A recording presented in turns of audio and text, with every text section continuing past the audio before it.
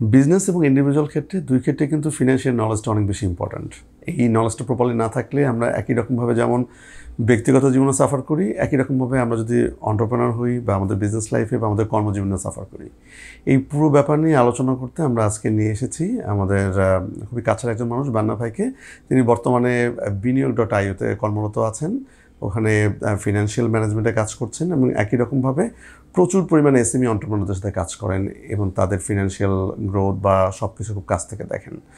তো আমরা বান্নাবার সাথে আলোচনা করেছি আজকে টোটাল ব্যাপারটা নিয়ে, আলোচনা করেছি ইসলামিক ফাইন্যান্স নিয়ে, আলোচনা করেছি ইনভেস্টর পয়েন্ট অফ ভিউ থেকে কোন কোন ব্যাপারগুলো দেখে তার ইনভেস্ট করতে হবে, আলোচনা করেছি স্ক্যামিং হওয়ার থেকে নিজেকে কীভাবে বাঁচাতে হবে এবং একই রকমভাবে বিজনেস গ্রোথ কীভাবে এনশিওর হবে, একজন বিজনেসম্যানকে কী কী ফিনান্সিয়াল নলেজটা জানতে হবে।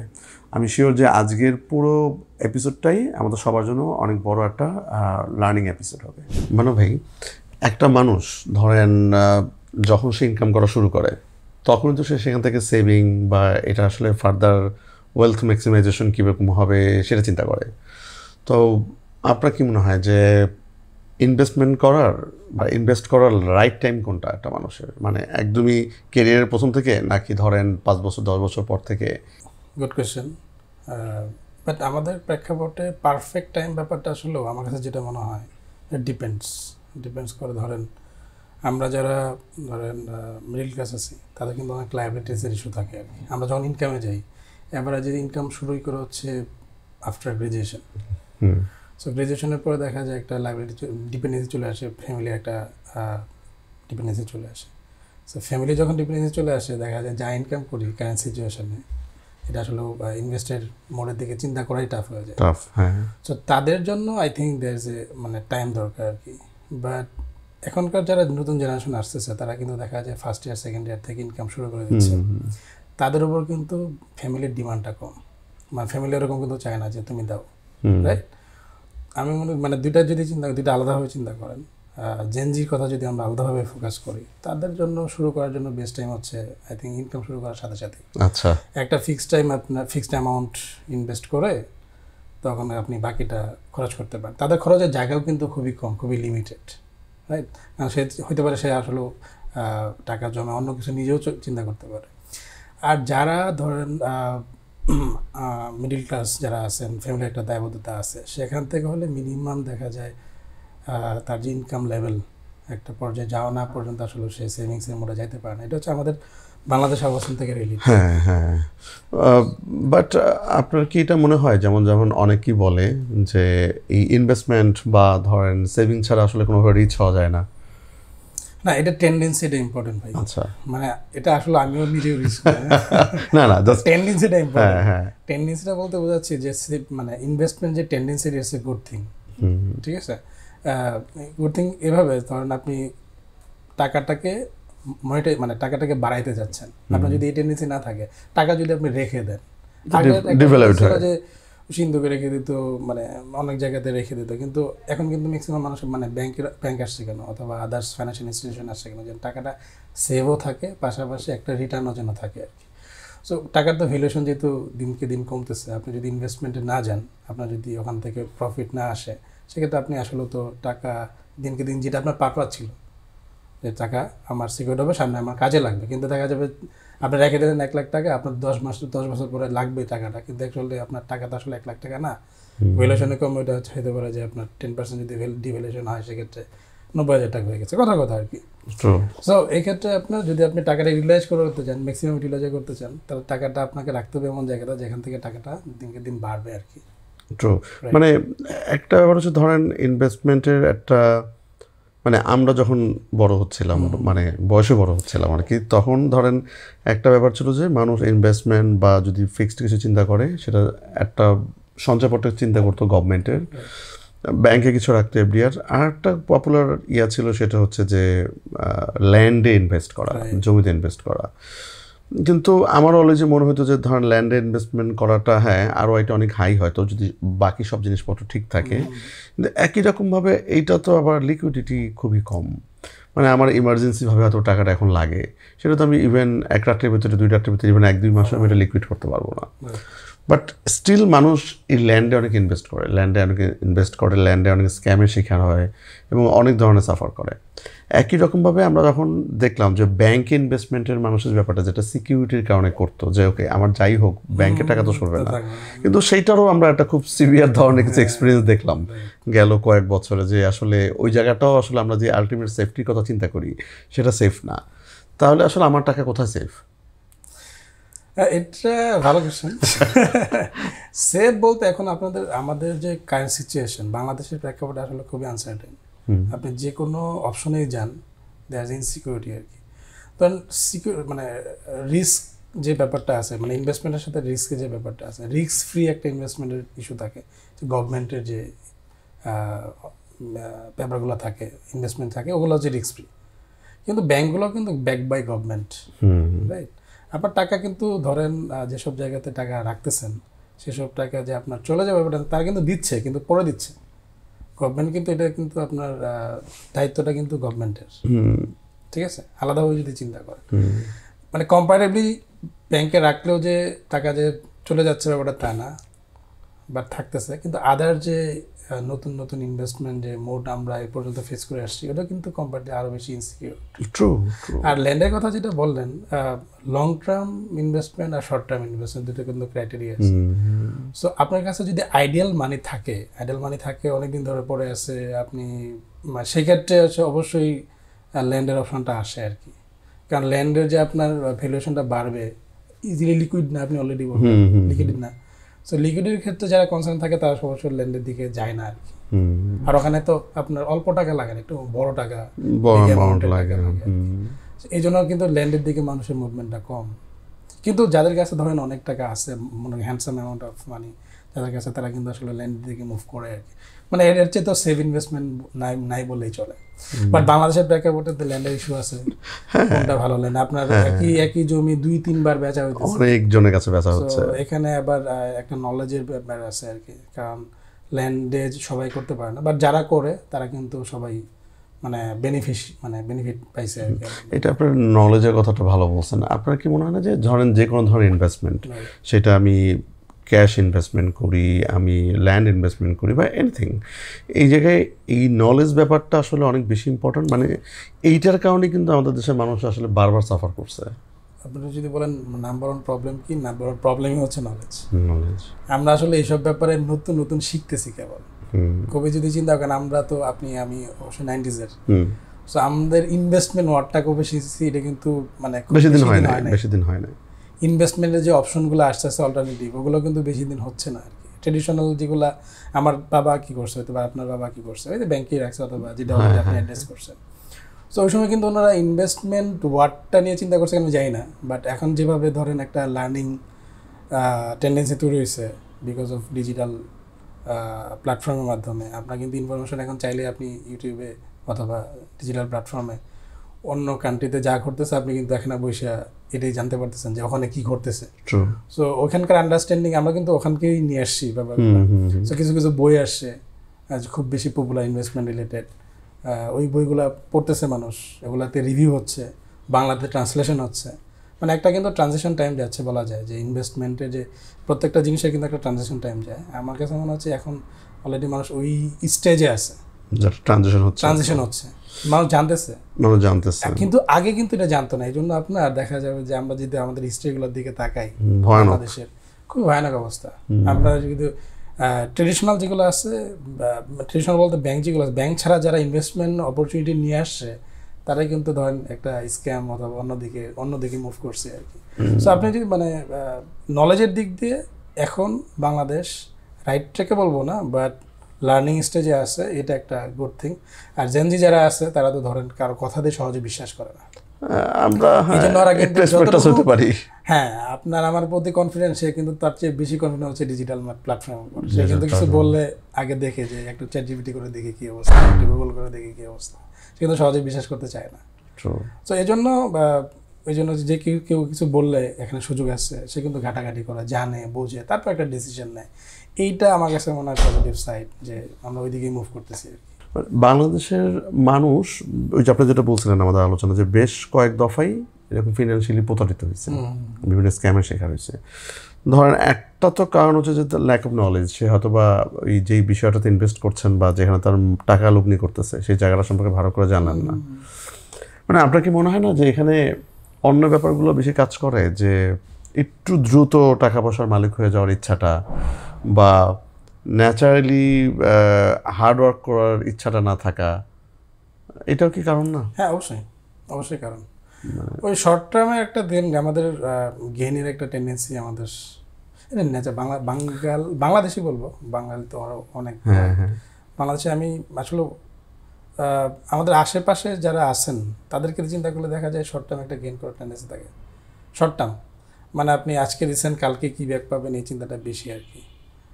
মানে আপনার লং টার্মে কি হবে ওই আসলে ওই স্ট্র্যাটেজিগত চিন্তাটাই মনে হয় আমরা করতে পারি না। ধরেন আপনি যদি বিজনেসের ক্ষেত্রেও চিন্তা করেন যে আগামী 10 বছর পরে আমি ব্যবসাতে কোন দিকে নিয়ে যেতে চাই, এই চিন্তাটাই কিন্তু অনেক ব্যবসায়ী করে না।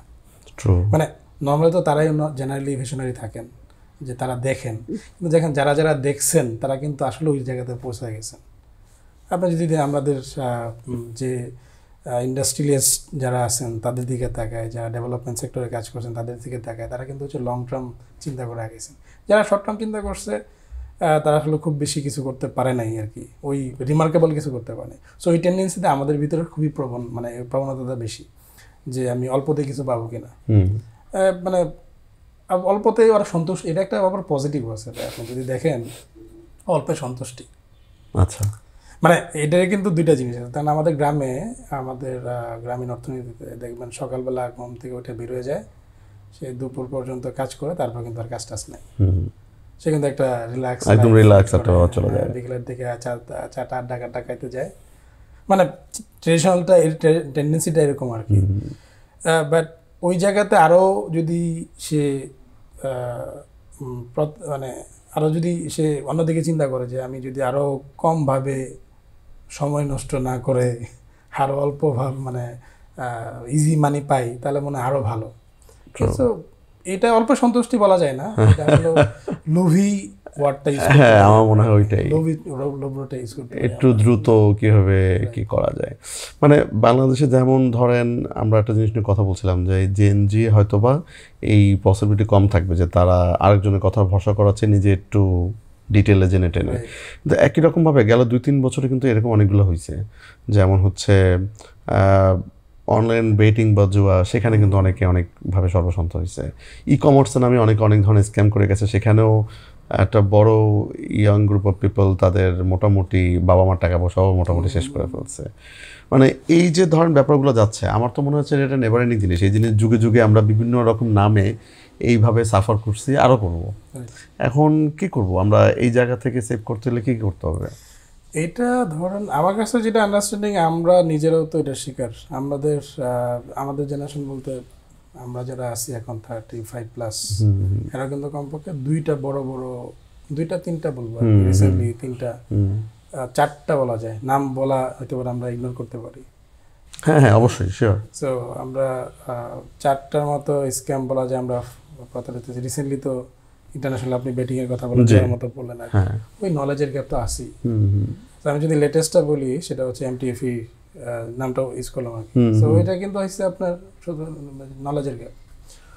আসলে কি ঘটতেছে আমি জানি না, কিন্তু আমি যে টাকা থেকে টাকা আসছে সেটা আমি জানি। মানে ভয়ঙ্কর ব্যাপার, কিন্তু ভয়ঙ্কর ব্যাপার, কিন্তু আমরা আন্ডারস্ট্যান্ডিং হই। মানে আসলে ডিপ লেভেল ইনভেস্টমেন্ট ব্যাপারটা দেখেন, সবচেয়ে বড় ইনভেস্টর কারা বাংলাদেশে? বড় ইনভেস্টর আমি বলে মনে করি যে ব্যবসায়ীরা। রাইট? ব্যবসা শুরু করতে চাইলেও একটা ব্যবসা থেকে টাকা বের করতে, যারা আপনি তো ব্যবসায়ী, জি, সো ব্যবসা থেকে টাকা বের করা কত সময়ের একটা ওরে বাবা, অনেক কঠিন ব্যাপার, রাইট? অনেক কঠিন ব্যাপার। সো আপনি ধরেন এখানে 10 লাখ টাকা ইনভেস্ট করতে মানে খাটাইতেছেন, এখান থেকে আপনি যে বের করবেন এটা তো আপনার দেখা যায় 1-2 বছর, অথবা আপনি যে 1 কোটি টাকা ইনভেস্ট করলেন, what ever the amount is, এখান থেকে মিনিমাম একটা ব্যবসা থেকে যদি চিন্তা করা যায়, যদি তার নলেজ ঠিক থাকে, এবারে যে 2-3 বছর একটা ব্রেক ইভেনে যায় আর কি মিনিমাম। অনেকের 5 বছরও লাগে, অনেকে বলে আর কি। সো বোঝেন যে এই যে ব্যবসা করতেছেন আপনি, ব্যবসাতে যদি নতুন হন, আপনি ব্যবসার টোটাল ওভার সিচুয়েশন বুঝতে জানতে কিন্তু সময় লাগে। সো ঠিক সেম জিনিস ইনভেস্টমেন্ট ব্যাপারটা, তো আপনি যেখানে ইনভেস্ট করবেন আপনার মধ্যে বুঝতে হবে। না বুঝে আরেকজনের কথার উপর যদি ডিপেন্ডেন্সি করে থাকেন, তাহলে কিন্তু আসলে ইনভেস্টমেন্টে যাওয়া উচিত হবে না। কারণ আমি ইনভেস্টমেন্ট জানবো, বুঝবো, তারপর ইনভেস্ট করবো। ঠিক আছে, এখন আমি যে সব জায়গাতে ইনভেস্ট করতেছি, রিসেন্টলি যেটা বললাম যে এমটিভি বলেন, সেখানে আমি আসলে জানি না ট্রেডিং কি, ওখানে ওরা কিভাবে ট্রেডিং করে, ওদের বিহাইন্ড দ্য সিনে কি হয়, কি হচ্ছে, এটা আমি তো জানি না। আর এই জিনিসগুলো আপনার সহজে বায়াস করার সুযোগ পায় কারা? যারা একটু জানে। কারণ তারা জানে যে এরা কিভাবে চিন্তা করতে পারে, তাদের চিন্তার লেভেলটা কত দূর।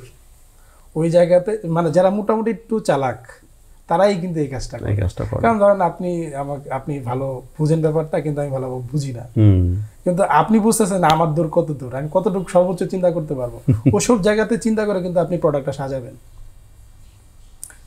ঠিক না? সাজানোর পরে আমি কিন্তু আপনার ধরা খাচ্ছি, কিন্তু আমি বুঝতেছি না, কিন্তু আপনি কিন্তু জানেন যে আমি ধরাটা খাবো আর কি। মানে প্রোডাক্টগুলো ওইভাবে ডিজাইন করা হয়। ট্রু, মানে যেই সময় যে জিনিসটা খুব ট্রেন্ডি, তখন ওই জিনিসটাই একটা বড় ধরনের একটা এঙ্গেজমেন্ট হয়। যেমন গেল ধরেন কয়েক বছর ই কমার্স অনেক ট্রেন্ডি, ই কমার্স একটা বড় ধরনের হলো। তার আগে ফ্রিল্যান্সার না, কিন্তু আমি ই কমার্সের কথা বলি, ই কমার্স যে একটা ইনভেস্টমেন্ট জিনিস, এটাই তো একটা রং থিং ভাই। এক্স্যাক্টলি, এটা ইনভেস্টমেন্ট কেন হবে? এটা তো আমি পারচেস করবো, প্রোডাক্ট কিনবো, আমি টাকা দেবো, কিনবো, কিন্তু সেখানে পুরোটা ইনভেস্টমেন্ট দিকে নিয়ে গেল। ইনভেস্টমেন্ট দিকে ওরা নিয়ে যায় নাই, আমরা এই ব্যাপারটাকে ইনভেস্টমেন্ট মনে করে ফেলছি। ভালো বলছেন, একটা ভালো। কারণ দেখেন, ওরা দিচ্ছে আপনাকে B2B অফার, আপনি কিনেন, ব্যবসা করেন। কিন্তু আমি এভাবে চিন্তা করলাম, আমি যদি এত টাকা দিয়ে কিনি তাহলে আমার এত টাকা লাভ, আমি তাহলে এত টাকা দিয়ে বেচবো। ব্যাপারটা এরকম না। আপনি ও তো চিন্তা কর, ও তো প্রোডাক্ট চাইছে, ও তো B2C ছিল, B2B তে গেছে। মানে আপনি বুঝতেছেন, তো B2B তে গেছে, রাইট? তো B2B তে গেলে যেটা হবে যে সে আপনি বাল্কে কিনবেন, তার ভালো বেশি বেচাবে, সে বাল্কে একটা অপশন পাবে, মানে সে সাপ্লায়ার কাছ থেকে বাল্কে নেওয়ার কারণে সে তো একটা এখানে বেনিফিট পাচ্ছে, সে আরও বেনিফিট দিচ্ছে। তা আমি কি করছি? আমি হইতে পারে যে কিনে বসাই রাখছি, কিন্তু এটা তো মুভ হয় নাই। ট্রু, আপনি তো আসলে ওই ডিমান্ডটা আসলে নাই, এমন ডিমান্ডটা তৈরি করা হয়েছে, ওটা আসলে ডিমান্ডটা এক্সিস্টেন্স নাই। এই জায়গায় তো স্ক্যামের যে ব্যাপারটা এইদিকে মুভমেন্টে চলে আসে। আর ইসলামিক ফাইন্যান্সের স্টুডেন্ট হিসেবে আমার এখানে কিন্তু অনেক শরিয়াগত ইস্যু আছে, যেটা আসলে এক্সিস্টেন্স নাই, ডিমান্ড তৈরি হয়ে আছে, মানে আপনি আর্টিফিশিয়াল ডিমান্ড তৈরি করা, এটা তো আসলে শরিয়া ভিত্তিতে জায়েজ না। ইন ডেপথে আমি গেলাম না, এটা আসলে ওনারা শরিয়া কাউন্সিলর আরও ভালো বলতে পারবেন। বাট এখানে কিন্তু একটা ইমব্যালেন্স একটা সিচুয়েশন তৈরি হয়, অ্যাম্বিগুয়াস একটা থিং তৈরি হয়, যে আপনি আসলে ডিমান্ড আপনি বেচতেছেন, যেটা দাম হইতেছে আপনার মার্কেটে ধরেন 2 লাখ টাকা, আপনি এটা বেচতেছেন 1 লাখ টাকা। একটা ডিমান্ড ক্রিয়েট করা হচ্ছে একটা। কিন্তু আপনি আবার যদি দেখি, আমি এমন ইনফরমেশন পাইছি, আপনি ওই প্রোডাক্টটা সাপ্লায়ার কাছ থেকে কিনছেন হচ্ছে 1.5 লাখ টাকা। তাহলে হাও, মানে উদ্দেশ্যটাই তো উদ্দেশ্যই খারাপ ছিল। আমরাই তো যে এই জিনিসটা বললাম, এটা যে একটা ইনভেস্টমেন্ট প্রোডাক্ট হইতে পারে, মানে এটা কিন্তু আমরা আসলে ওইভাবে চিন্তা করিনি। উনি চিন্তা করছে কিনা আমি জানি না, বাট অ্যাজ এ কাস্টমার যদি চিন্তা করেন, এটা তো ইনভেস্টমেন্ট প্রোডাক্ট না, কিন্তু আমরা কিন্তু চিন্তা করে ফেলছি এটা ইনভেস্টমেন্ট। রাইট, আমরা স্টক করছি। আমি অনেকে আছে ভাই, আমার কাছে অনেকে 2-1 ছোট ভাই আসছে, মানে ধরেন ওই সময় তো ব্যবসা চাকরি বাকরি করতেছি, আমাকে বেশি না ভাই 20,000 টাকা দেন, অথবা 30,000 টাকা, 40,000 টাকা দিয়ে দেবো। হ্যাঁ, বলো যে ভাই আপনি জাস্ট কিছু না ভাই একটু দেন, আমি এই 1 মাস পরে টাকা দিয়ে দিচ্ছি আপনাকে। তখন সে জিজ্ঞেস করলাম কেন, কি কোন, তো আমি তো ওইখানে ইনভেস্ট করব। তখন তো বুঝি যে হ্যাঁ, ইনভেস্ট ওয়ার্ডটা যে কত বড় জিনিস, মানে আপনি কখন ইনভেস্ট করবেন তখন তো আপনাকে বুঝতে হবে জিনিসটা। তো ওই আন্ডারস্ট্যান্ডিং আমাদের নাই। আপনি যদি আবার নতুন একটা প্রোডাক্ট আসে, সেম কাজই হবে। রিসেন্টলি আমি একটা বলি, এরকমই একটা প্ল্যাটফর্ম, ওরা ইনটেনশনালি এই কাজটা করছে। আচ্ছা, মজার ব্যাপার, তারা গল্পের ভিতরে যখন সাজাইছে, ওরা এমন কিছু লোককে ধরেন, প্রথমে সে অফার দিছে যে এই পাবেন, তারপরে 2-1 জন তাদের নিজেদের লোককে দিছে, ধরেন বিশেষ করে ধরেন বাইক দিছে। আমরা যেটা নিয়ে আলোচনা করছি এটা না, এটা ছাড়া হ্যাঁ। সো ওরা যেটা করছে, পরবর্তীতে 2-3 জন ছেলেকে হায়ার করছে, যারা খুব কথাবার্তায় পারদর্শী, হায়ার করে রেখে দিছে তাদের ডেস্কে। সো আরেকটা হচ্ছে যে 2-1 জন পরিচিতকে ওই প্রোডাক্টটা দিচ্ছে, তারপরে ধরেন একটা অর্ডার নিচ্ছে, একটা ক্যাম্পেইন করছে, সাজাইছে, তারপর অর্ডার আসছে। দেওয়ার পরে যখন তারা আসছে, আইসে তাদেরকে কি কি বলতে হবে ওদেরকে ট্রেন করছে। মানে কিন্তু প্রোডাক্ট কিন্তু নাই, শুধু কিন্তু টাকা নিয়ে ধরেন ক্যাশ করতেছে আর কি, ট্রেন করছে। ট্রেন করে পিছাইছে 1 মাস 2 মাস 3 মাস পিছাইছে যে হচ্ছে হবে এরকম সাজায় না। ওকে আবার যে যাদেরকে ধরেন রাখছে তাদেরকে অনেক হাই স্যালারি দিচ্ছে। হাই স্যালারি বলতে আপনার যেটা ট্রেডিশনাল যেটা হওয়ার তার চেয়ে অনেক বেশি দিচ্ছে, হ্যাঁ, দিয়ে রেখে দিচ্ছে। তাদেরকে বলছে তুমি যদি এটা কনভার্ট, ওটা তাদের কেপিআই। ব্যাপারটা এরকম দেখেন যে ইনটেনশনাল এই কাজটা করছে এবং সে কিন্তু টাকা নিয়ে চলে গেছে লাস্টে। মানে আমি রিসেন্টলি এই গত সপ্তাহের আগের একটা ছোট ভাই, মানে ধরেন এত বড় একটা ঘটনা ঘটার পর আবার এরকম একটা ঘটনা ঘটাতে পারলো। হ্যাঁ ঘটছে, কারণ আমরা এটা ধরা খাইছি। ওই যে সচেতনতা বাড়তে হবে, আমাদের বাড়তেছে, বাট এটা কিন্তু খুব খুবই স্লোলি বাড়তেছে, খুবই স্লো। কিছু কিছু এই যে ধরেন এরকম জিনিস আলোচনা হচ্ছে, এই আলোচনা আরো অনেক জায়গাতে হচ্ছে। ওকে, মানে বিগত কয়েক বছরে ইসলামী ফাইন্যান্স বা ইসলামী হালাল ইনভেস্টমেন্ট এই টার্মগুলো ধরেন অনেক পপুলারিটি পাচ্ছে। এটা হয়তো আমরা আগে দেখিনি, আগের দশকে বা এরকম কিছু, খুবই পপুলারিটি পাচ্ছে। এইটা বাড়ার কারণ কি? মানুষ কি অনেক রিলিজিয়াস হয়ে যাচ্ছে এইটা, নাকি এটা একটু সহজলভ্য? মানে এটার মেইন কারণ কি? ইসলাম ইনভেস্টমেন্ট তো আগে থেকেই ছিল। আপনার বাংলাদেশে আসে তো 80s এর দিকে ইসলাম ব্যাংকের মাধ্যমে আসে। মানে অল্টারনেটিভ হিসেবে চিন্তা করলে এটা আরো একটু বাজওয়ার্ড হচ্ছে আর কি। কিন্তু এটা তো আবার ধরেন ওই যে ওইদিকে মুভ চিন্তা করতে পারেন আর কি। ইসলামিক বাংলাদেশের মানুষ কিন্তু রিলিজিয়াস নিজে না করলেও কিন্তু কেউ যদি রিলিজিয়াসের বিরুদ্ধে কথা বলে তারা কিন্তু খবর আছে। নিজে ধরেন ট্রু হয়তো আবার প্র্যাকটিস করে না, কিন্তু এই রিলেটেড কোনো কথাবার্তা বলে কিন্তু অন্যকে বলতে পারবে না, তাদেরকে তো লাগবে। সো এটা এই ওয়ার্ডটা আপনার যারা কাজ করতেছে তাদের জন্য অবশ্যই একটা ইউএসপি, কিন্তু এই ওয়ার্ডটা আবার অনেকের জন্য টুল হইতে পারে। হ্যাঁ, মানে এটা তো স্ক্যামিং টুল হতে পারে। হ্যাঁ, রাইট। বিকজ অফ ওই যে আপনি বললাম তো গ্যাপটা যে আছে, ওরা কতটুকু দৌড়ায়। আমি আপনাকে একটু আগে বললাম যে ইনভেস্টররা কতটুকু পর্যন্ত চিন্তা করতে পারবে, এটা কিন্তু যারা স্ক্যামাররা তারা জানে। এক্স্যাক্টলি। সো এটা যে তাদের জন্য একটা গ্যাপ, হালাল ইনভেস্টমেন্ট ওয়ার্ডটা যে তাদের জন্য একটা, যে সে কিন্তু ভিতরে জানে না হালাল ইনভেস্টমেন্ট বলতে কি বোঝায়। যারা কাজ করতেছে তারা জানে যে এটা মুদারাবা না, আমি ওয়ার্ডগুলো বলতেছি যে মুদারাবা ভিত্তিতে নাকি মুশারাকা ভিত্তিতে হচ্ছে, এটা তারা জানে। কিন্তু একজন হালাল ইনভেস্টর তারা কিন্তু এটা জানে না। এই জন্য আপনি যে কোনো বললে যে এটা হালাল ইনভেস্টমেন্ট, এর জন্য কিন্তু আমরা যারা মানে যারা আছে তারা কিন্তু ওখানে ইনভেস্ট করতেছি, কিন্তু আমরা কিন্তু ভিতরে ঢুকতে চাই না। আমি একটা এক্সাম্পল বলি, আমার রিয়েল লাইফে এক্সাম্পল। সেটা হচ্ছে আমি নিজেও যখন ইনভেস্টমেন্ট শুরু করি, আমি ট্রেডিশনাল ইনভেস্টমেন্টে বিশ্বাসী ছিলাম না। আমি শুরু করতেছিলাম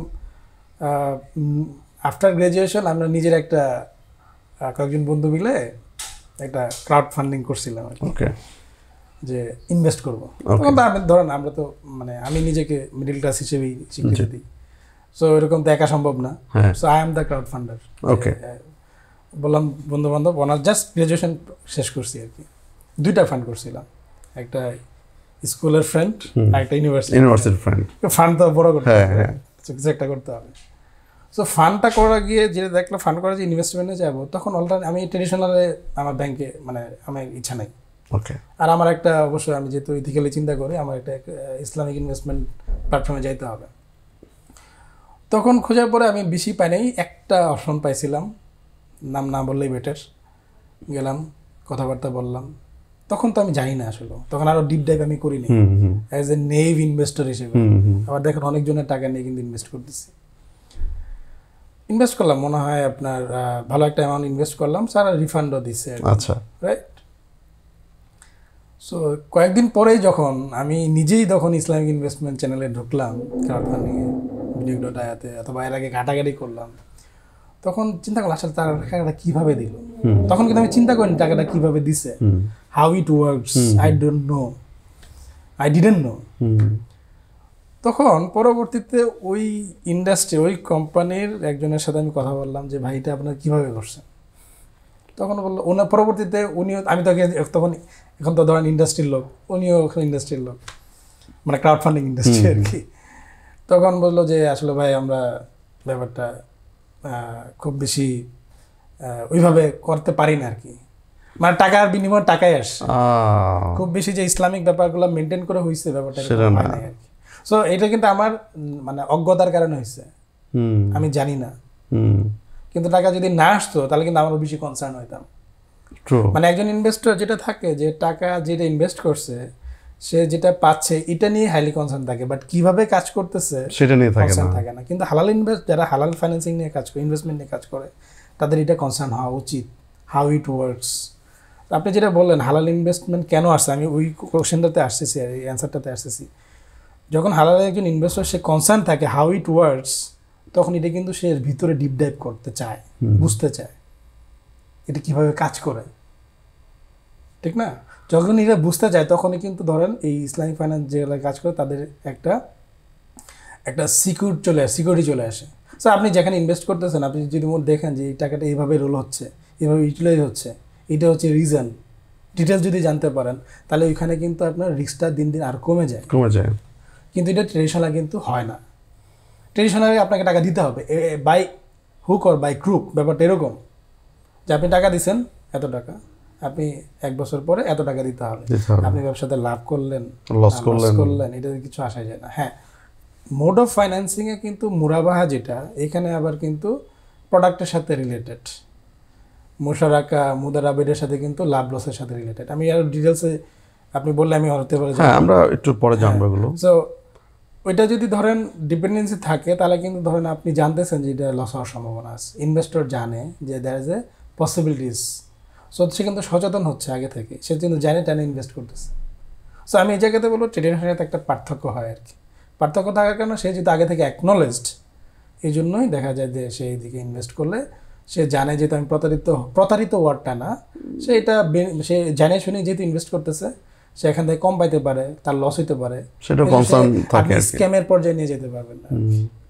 ভাই যদি একটু ভেরি বেসিক আমাদেরকে একটু ধারণা দেন যে টার্মোলজিগুলো আপনি বললেন এগুলো নিয়ে যদি আমাদেরকে একটু বলেন যে ইসলামিক ফাইন্যান্স বেসিক্যালি জিনিসটা কাজ করে কীভাবে। ধরেন আমি যদি বলি বিনিয়োগের কথাই, যে আমি বিনিয়োগে একজন ইনভেস্টর হিসেবে চিন্তা করতেছি নিজেকে যে আমি ইনভেস্ট করব, এবং এটা বিনিয়োগের থেকে এই টাকাটা কীভাবে কাজ করে, এই যে টার্মগুলো যেগুলো বলছেন সেগুলো কীভাবে ফাংশন করে।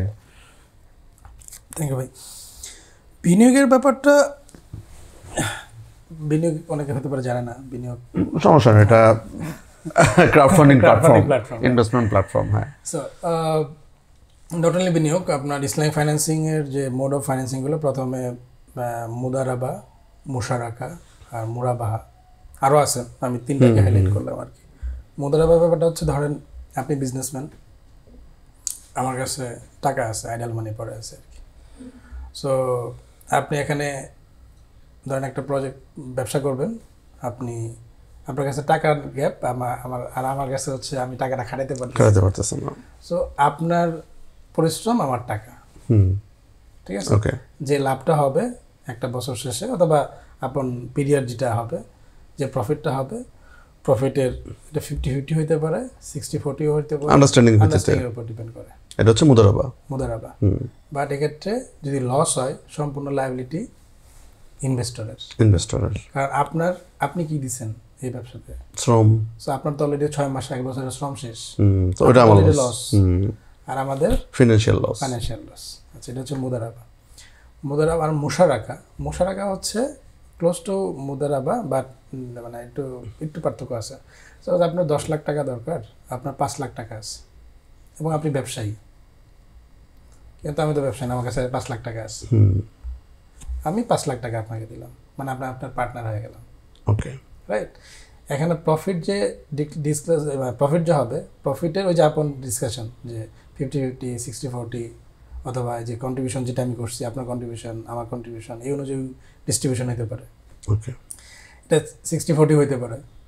আচ্ছা, প্রফিটটাও যেমন ডিসবার্স হবে, লসটাও ডিসবার্স হবে। ওকে, একই রকম ভাবে না, মুদারাবা কিন্তু লস ছিল না। ইয়েস, আপনি কিন্তু এখানে মুদারাবা কিন্তু লস বেয়ার করার নাই। হ্যাঁ, মুশারাকা তো হবে লস বেয়ার করবেন। ওকে, বিকজ অফ এখানে আপনার কি আছে, ফান্ড আছে, ওকে, মানি আছে, ঠিক আছে।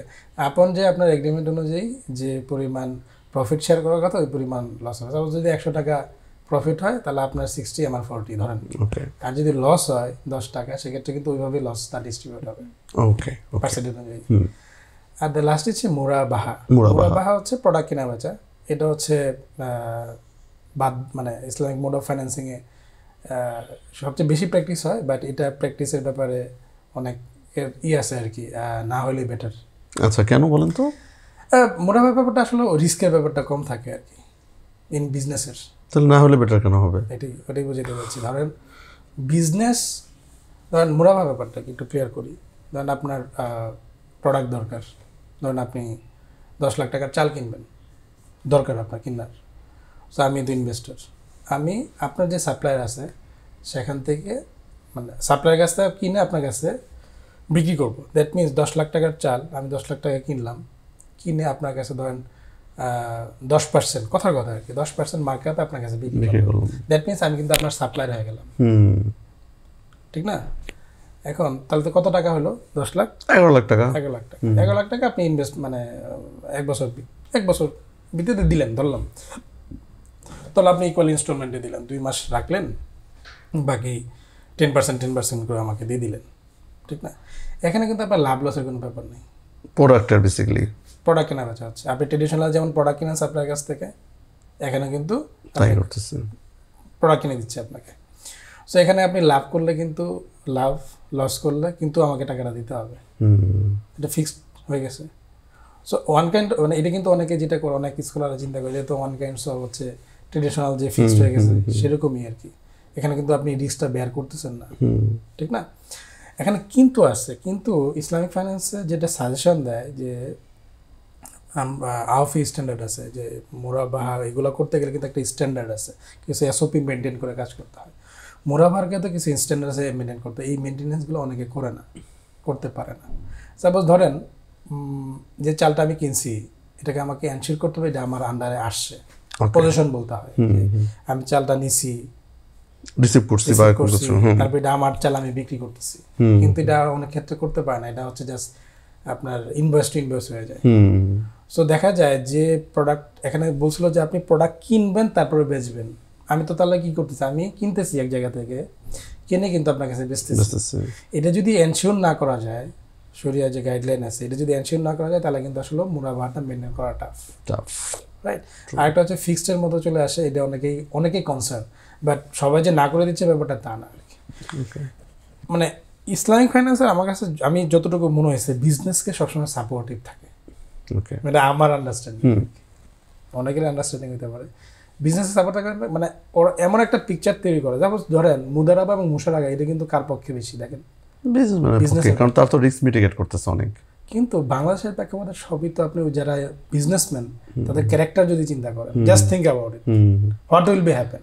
একটু দুষ্ট প্রকৃতির, সো যেটা হবে, হ্যাঁ মানে ম্যাক্সিমাম ক্ষেত্রে মানে এখন কি আমার কাছে আমি কাজ করতেছি তো প্রায় 5-7 বছর থেকে চেঞ্জ হচ্ছে আলহামদুলিল্লাহ, এখন অনেক আলহামদুলিল্লাহ অনেক পজিটিভলি চেঞ্জ হচ্ছে। সো দেখেন আমি যে ফরকাস্টেড ডাটার উপর আপনাকে প্রফিট ডিক্লেয়ার করলাম, একটা তো ফরকাস্টেড ডাটা মুদারাবা এবং মুশারাকার ক্ষেত্রে, এটা যদি আপনার কস্টটা বাড়ায় লেখেন, ইনভয়েসিংটা করেন, সেক্ষেত্রে প্রফিট কমে যাবে না? লস হওয়ার সম্ভাবনা আছে না? এই রিস্কটা তো আমি ইনভেস্টর নিতে চাচ্ছি না, কারণ আমি তো জানি না আপনাকে। ইসলামিক ফাইন্যান্স ব্যাপারটা হচ্ছে যদি আশেপাশে সবই যদি ইসলামিক একটা এনভায়রনমেন্ট থাকে সেক্ষেত্রে খুব বেশি মানে এই মুদারাবা তাহলে বেশি পারফেক্টলি ওয়ার্ক করে। হ্যাঁ, আপনি যদি মানেন সেক্ষেত্রে এটার জন্য কিন্তু পারফেক্ট, আপনি যদি না মানেন তাহলে কিন্তু আসলে আমার জন্য একটা বেনসেফ হবে, মানে ওয়ার্ডটা আমি এভাবে ইউজ করলাম আর কি। সো এই জন্য ইসলামিক ফাইন্যান্স এমনভাবে মেকানাইজ করা, আপনি চাইলে কিন্তু এটা বেনিফিটটা নিতে পারেন, কিন্তু আমাদের ইন্টেনশনের কারণে ওই যে আমাদের যে গ্যাপ, নলেজের গ্যাপ, ইন্টেনশনের একটা ব্যাপার আছে, এগুলো গ্যাপের কারণে আসলে এটাকে আমরা করতে পারি না। অনেকে কেন এদিকে মানে কনভার্ট হচ্ছে, আমাদের মেন কোশ্চেন যেটা ছিল এর আগে আলোচনা করেছিলাম, এই কারণেই আপনাকে বাধ্য করা হচ্ছে না টাকা দিতেই হবে না দিতে হবে, কিন্তু আপনাকে এটা আমরা এনশিওর করতে হবে যে আপনি সৎ। আমি ব্যবসা হিসেবে আপনাকে একটা এক্সাম্পল করতেছি আর কি, সৎ। তাহলে যদি থাকেন তাহলে আপনি সময় নেন, অনেক কিছু হইতে পারে ব্যবসাতে, আনসার্টেনিটি তো ঘন্টার পর ঘন্টা চেঞ্জ হয়ে যাচ্ছে, মানে এখন তো লোকাল এনভায়রনমেন্টের সাথে গ্লোবাল এনভায়রনমেন্ট এতভাবে কানেক্টেড, মানে গ্লোবালাইজেশনের কারণে আপনি আজকে যেটাকে চিন্তা করতেছেন হবে, কালকে দেখবেন সেটা হচ্ছে না। আপনি কালকে চিন্তা করছেন যে আজকে এই ব্যবসাটা করবো, কালকেই 1 ঘন্টা পরে চেঞ্জ হয়ে যায়। সো আমি এই জন্য বললাম যে ইসলামিক ফাইন্যান্স আকৃষ্ট হওয়ার এই জন্য একটা কারণ, যারা ইন্টারন্যাশনালি ম্যাক্রো ইকোনমি নিয়ে কাজ করে তারাও দেখতেছে আসলে স্ক্যামের যে ইস্যুগুলা, যে প্রোডাক্ট নাই, মুভমেন্ট নাই, তবুও কিন্তু প্রোডাক্ট কেনা বেচা হচ্ছে, লাস্টে যখন প্রোডাক্ট পাচ্ছে প্রোডাক্টের অবস্থা খারাপ, বুঝাতে পারছি কিনা ভাই, আমি ক্লিয়ার করতে পারছি কিনা? ধরেন একটা প্রোডাক্টের ট্রানজ্যাকশন কিন্তু ধরেন এই ধরনের স্ক্যামে ফাইন্যান্সিয়াল অপারেশন হয় অনেক ধাপে, বেশ কয়েকটা ধাপে হয়, অনেকটা ট্রানজ্যাকশন হয়, ট্রু, কিন্তু প্রোডাক্ট কিন্তু নাই ধরেন। হ্যাঁ, যখনই এটা কলাপস করে তো লাস্টে কনজিউমাররা কিন্তু এটার কনজিউমাররা সাফার করে। সো তখন থেকে টোটাল যারা এইটাতে ইনভেস্টর হিসেবে কানেক্টেড ছিল তারা সবাই কিন্তু সাফার করে। ট্রু। সো এই জন্য কিন্তু যে বললাম না, প্রোডাক্ট কেনা বেচা এই যে ব্যাপারগুলো বলতেছে এগুলো এনশিওর করার ওদের কারণ বলার কারণটা কি, গাইডলাইন দেওয়ার কারণ কি? কারণ এখানে ওগুলো অবশ্যই ভিজিবিলিটি থাকতে হবে। কিন্তু ধরেন একজন যে ইনভেস্টর, তার পক্ষে আবার অনেক সময় এই ইনফরমেশনগুলো কিন্তু তার জন্য একটু ডিফিকাল্ট হয়, যে এক্স্যাক্টলি আমি আমার ব্যবসা কি করতেছি এটা ধরেন হয়তো আমার কাছে জিজ্ঞেস করে সে জানতে পারতেছে, কিন্তু আমি আসলে কতটুকু অনেস্ট, কতটুকু জিনিসপত্রগুলো বলতে পারতেছি বা কতটুকু হাইড করতেছি, অ্যাকচুয়াল সিনারিওটা কিন্তু অনেক সময় তার কাছে যায় না। সেক্ষেত্রে কী করবে? মানে সবার পক্ষে কিন্তু সম্ভব না যে এফএস প্রপারলি বোঝা বা বিজনেস ফ্লোটা কমপ্লিটলি বুঝে তারপর ইনভেস্ট করা, এত কিছু কিন্তু ম্যাক্সিমাম মানুষের পক্ষে পসিবল না। এই জন্য কিন্তু ধরেন এক্সপার্টের কাছে যেতে হবে, ওকে, বুঝতে হবে। আপনি ইনভেস্টমেন্টের ব্যাপারটা ধরেন অনেকে যারা আইডল মানি থাকে তারা ব্যবসা বুঝে না, ব্যাপারটা তা না, ব্যবসা তো বুঝতে হবে, বেসিক জিনিস আপনাকে বুঝতেই হবে। ইনভেস্টমেন্ট চিন্তা করতে গেলে বেসিক জিনিস বুঝতে হবে আপনাকে, মিনিমাম তো ইনকাম স্টেটমেন্টটা বুঝতে হবে, যে গ্রস প্রফিট কি, নেট প্রফিট কি, নেট প্রফিটের কীভাবে ডিস্ট্রিবিউশন হয়, টাকা পয়সা কী হয়। নাহলে আপনি করেন না, আপনি একজন এক্সপার্টকে নেন, টাকা থাকে এরকম মনে হচ্ছে। আপনার মিউচুয়াল ফান্ডে আছে না, ইসলাম শরিয়া মিউচুয়াল ফান্ডও তো আছে, তারা কাজ করতেছে না? অনলাইন ফাইন্যান্সিং হিসেবে আমরা বিনিয়োগ ডাটায় কাজ করতেছি, এখানে তো আমরা ট্রান্সপারেন্ট থাকার চেষ্টা করি। মানে এরকম কিন্তু এখন প্ল্যাটফর্ম আস্তে আস্তে হচ্ছে। এই যে গ্যাপটা, এটার জন্য কিন্তু এই সলিউশনগুলো, হ্যাঁ এই সলিউশনের একটা আবার ওই আপনি বললাম যে এই সুযোগ আবার বাজে লোকও আসতে পারে, বাট এই ধরনের লোককে আপনাকে বুঝতে হবে কারা জানে কারা জানে না। যেমন আমাকে যে ফ্রেন্ডগুলো টাকা দিয়েছিল ওরা কিন্তু জানে যে বান্নার কাছে টাকাটা দিলে এটা আমার সেফ আছে। সো আমি কিন্তু টাকাটা ইউটিলাইজ করছি, ম্যাক্সিমাইজ করছি, তারপর কিন্তু আবার আমার ব্যাক করছি আর কি। খুব বেশি কাজ করতে পারিনি, বা যতটুকু করছি তারা খুশি, ঠিক না? সো এরকম যদি যারা ফান্ড ম্যানেজ করতেছে তাদের সাথে কাজ করেন, তাদের কাছে যান, তাদের কাছে বোঝেন। এখন তো ধরেন এখন তো ডিজিটাল মিডিয়ার যুগ, আপনি এখন জানাশোনা অনেকখানি সহজ আর কি, ইনফরমেশন ইজ অ্যাভেলেবল, মানে সব জায়গাতে অ্যাভেলেবল। আপনি চাইলেই তো গাড়া ইনভেস্টমেন্টে সার্চ দেন, বুঝেন। বাংলাতে এখন কন্টেন্ট তৈরি হচ্ছে, অনেক ভালো কন্টেন্ট পাওয়া যায়, আপনি কন্টেন্ট তৈরি করতেছেন। সো মানে এটা এখন আমি মনে করি যে ওই সচেতনতার জায়গা থেকে যদি এটা বাড়ে, দিনকে দিন বাড়ে, এটা মানুষ সচেতন হবে। বাট বাংলাদেশের ওভারঅল যদি পিকচার চিন্তা করেন, যে লাস্ট যে আপনার ওই যে এমটিভির কথা বললাম, এগুলোর ম্যাক্সিমাম ভুক্তভোগী কিন্তু বাইরের, মানে গ্রামের মানুষরা। হ্যাঁ, মানে যাদের কাছে ইনফরমেশনগুলো হয়তো অতটা অ্যাভেলেবেল না, বা শহরে হচ্ছে, শহরে কিন্তু শহরের যারা মানুষ আছে তারা কিন্তু ম্যাক্সিমামেরই গ্রামের লোক, গ্রামের ছেলে। আর আমাদের তো একটা মানে একটা ক্লাস বলতে ইনকামের যে ক্লাস, অথবা জেনারেশন যে একটা আপনার কাজের যে ক্ষেত্র যে ডিফারেন্স, ওইখানে আসলে তাদের আন্ডারস্ট্যান্ডিংটা কম হবে, এটি স্বাভাবিক। আর আপনার যে ইয়ুথ জেনারেশন আসছে তারা কিন্তু ধরেন, আরেকটা পয়েন্ট আমি মিস করছি, আপনার যে ইয়ুথগুলো আছে তারা কিন্তু সবাই আনএমপ্লয়েড ম্যাক্সিমাম, এটাও একটা ব্যাপার। ওই জায়গায় কিন্তু তারা কিন্তু একটা শর্ট টার্ম গেম, এটাকে তাদের লাইভলিহুডের একটা প্ল্যান চিন্তা করে। আমার পরিচিত একটা এক্সাম্পল আছে, যে ও কাজ করতে পারে না, ওই জায়গাতে গেছে, সে দেখছে যে আমি গত 2-3 বছর কোনো চাকরি করি নাই, বাকরি করি নাই, তো 5 বছর আমি কিছু করতে পারতেছি না। আফটার কমপ্লিটিং মাই MBA অথবা BBA লাভ আমরা করতে পারি, সো করতে পারতেছি না, তাহলে আমি কি করতে পারি? তাহলে এমন কিছু করতে হবে যে দিদি আমার বাপ মারা বুঝিয়ে হবে যে সব চলতেছে ঠিকঠাক, ব্যাকআপ হয়ে গেছে, আমার কোনো টেনশন নেই। সো ব্যাপারটা আসলে ওই লেভেলেও কিন্তু আছে, যে মানুষ আসলে শর্ট টার্ম গেমটা কেন করতে যাচ্ছে, এই পার্সেন্টেজটাকে আপনি তো ইগনোর করতে পারবেন না। আর এদেরকে টার্গেট করেই কিন্তু এই প্রোডাক্টগুলো সাজানো হয়, স্ক্যাম প্রোডাক্টগুলো। হ্যাঁ, কারণ ওই যে বললাম তো, তাদের কত দূর পর্যন্ত তারা জানে যে আমি কত দূর যাইতে পারবে, তারা কত দূর যেতে পারবে। সো এই জন্য আপনার ওদেরকে টার্গেট করে প্রোডাক্টগুলো সাজানো হয়, এবং পরবর্তীতে ওরা ফ্রাস্ট্রেটেড হয়, ওরা অন্যদিকে মুভ করে, তারা বিদেশ মানে টেন্ডেন্সিটা বেশি, যে করতে পারে তারা চলে যায়। ভাইয়া, এতক্ষণ তো আমরা আলোচনা করলাম ইন্ডিভিজুয়াল পার্সপেক্টিভ থেকে, যে আমি অ্যাজ এ ইনভেস্টর হিসেবে কী করব, কোন ব্যাপারগুলো কনসার্ন থাকা উচিত। এখন একটু কথা বলতেছি ধরেন একটু অর্গানাইজেশনাল পয়েন্ট অফ ভিউ থেকে ধরেন আমি একটা অর্গানাইজেশন বা আমি একটা বিজনেস, আমার ইনভেস্টমেন্ট লাগবে এবং আমি হচ্ছে স্টার্ট আপ বিজনেস করি। স্টার্ট আপ বিজনেসগুলো ফর্মেটগুলো আমরা জানি যে খুব সহসাই সেগুলো হয়তো লাভের মুখ দেখে না, অনেক স্টার্ট আপ আছে, আবার অনেক স্টার্ট আপ হয়তো প্রথম থেকেই প্রফিটেবল মডেলে থাকে। তো আমার যত মনে হলো, যদি আমি ভুল না করি, এই ফাইন্যান্সগুলো মূলত যে অল্টারনেট ফাইন্যান্সিং বা ইসলামী ফাইন্যান্সগুলো হচ্ছে মূলত এই প্রফিটেবল অর্গানাইজেশনগুলোর জন্য। সেক্ষেত্রে আমি যদি একটা স্টার্ট আপ করতে চাই, আমার জন্য কি এটা অ্যাপ্লিকেবল না? আমি পাবো না? না না, এটা সবার জন্যই। আচ্ছা, শুধু আমরা তো শুধুমাত্র ক্রাউড ফান্ডিং নিয়ে বলছি, অল্টারনেটিভ চ্যানেলে কিন্তু মেনলি ভিসিগুলো তো, হ্যাঁ, না ওগুলো বাদেই ধরেন ভিসিগুলো তো একটু, ভিসিগুলো কিন্তু সবই ট্রেডিশনাল। ইসলামিক ফাইন্যান্সের ভিসি কিন্তু আছে ভাই। আচ্ছা আমি জানতাম না, সত্যি জানতাম না। ওরা কিন্তু ওগুলো মেনটেন করে। এটা কিন্তু আসলে বললাম তো যে বিজনেসকে সাপোর্ট দেওয়ার জন্য ইসলাম ফাইন্যান্স রেডি। অল্টারনেটিভ চ্যানেলে we are talking about alternative financing চ্যানেলগুলো আর কি। সো আমি যেহেতু ইন্ডাস্ট্রিতে কাজ করি অল্টারনেটিভ ফাইন্যান্সে, সো ভিসিগুলো কিন্তু আছে। বাংলাদেশে নাই, বাংলাদেশে নেই, বাংলাদেশে এমনিও নেই, কিছু নেই। বাংলাদেশে যারা আছেন তারা কিছু লোক কাজ করতেছেন, ইসলাম ক্রাউড ফান্ডিং নিয়ে কাজ করতেছে। বাংলাদেশে এরকম ভিসি নাই। বাট এই আপনি যদি ইসলামিক ফাইন্যান্সের যে ভালো কান্ট্রিগুলো আছে প্র্যাকটিস করে, মালয়েশিয়াতে, ইন্দোনেশিয়াতে ভালো ভালো ভিসি আছে, তারা হেল্প করতেছে, কাজ করতেছে। হাসান ভিসি নামে একটা ভিসি আছে, আমি চিনি, আচ্ছা, কাজ করতেছে। বাংলাদেশের কয়েকজন কিন্তু ফাইন্যান্সিংও পাইছে। তাই? বাহ, আমি হয়তো জানি না। স্টেজে স্টার্টআপে। ওকে, আর এমনি এই ক্রাউড ফান্ডিং মডেলটা আসলে কোন ধরনের অর্গানাইজেশনগুলোর জন্য বেস্ট? রাইট, আমরা বিনিয়োগ ডেটার কথা স্পেসিফিকলি বলি, তাহলে যেটা বলেছে আমরা কিন্তু এসএমই নিয়েও কাজ করি, স্টার্টআপ নিয়েও কাজ করি। বাট স্টার্টআপের যেটা হয়, আমরা কিন্তু ধরেন আমাদের মেইন ক্রাইটেরিয়া থাকে হচ্ছে প্রফিটেবল বিজনেসকে ফাইন্যান্সিং করা। বিকজ অফ আমরা যে ইনভেস্ট করতেছি এটা কিন্তু রিটেল ইনভেস্টরদের টাকা। রিটেল মানে কি, কেউ কিন্তু চাইলে 10,000 টাকা থেকে ইনভেস্ট করতে পারে। সো ভিসির যারা ফান্ডার, তারা কারা? তাদের আইডিয়াল মানি থাকে, ধরে নিচ্ছি আর কি। তারা লং টার্ম, তারা বুঝে মানে ইনভেস্টমেন্ট, ওরা তো অবশ্যই জানে, বুঝেই আসে আর কি, মানে ইনডেপথ বোঝে তারা যারা কাজ করতেছে ভিসি নিয়ে। সো এই জন্য এখানে আপনার একটা প্রজেক্ট শেষ হয়ে যায়, লস হোক, তারা আরেকটা প্রজেক্ট নিয়ে ওখান থেকে, ওরা তো পোর্টফোলিও হিসেবে চিন্তা করে, ওরা তো ইন্ডিভিজুয়াল হিসেবে চিন্তা করে না, ওরা তো রিটেল ইনভেস্টর না, রাইট?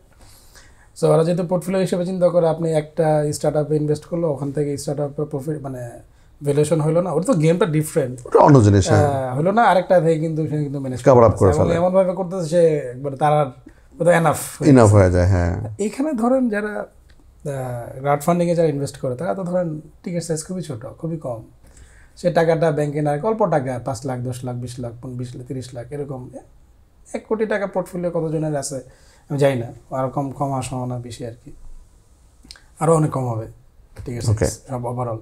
সো তারা আসলে কী চায়, তারা এই টাকাটা ব্যাংকে না রাখে অথবা ওদেরকে না রাখে এখানে রাখে। সো তাদেরকে আমি কিন্তু প্রফিটটা এনশিওর করতেই হবে আর কি, তারা যদি বিজনেস লস করে, আমি যদি দেখি যে বিজনেস লস করতেছে, ওইখানে ইকুইটি যারা ইনভেস্ট করে তারা হচ্ছে আপনার ওভারঅল বিজনেস থেকে ভ্যালুয়েশনের উপর ভিত্তি করে বিক্রি করে বের হয়ে যায়।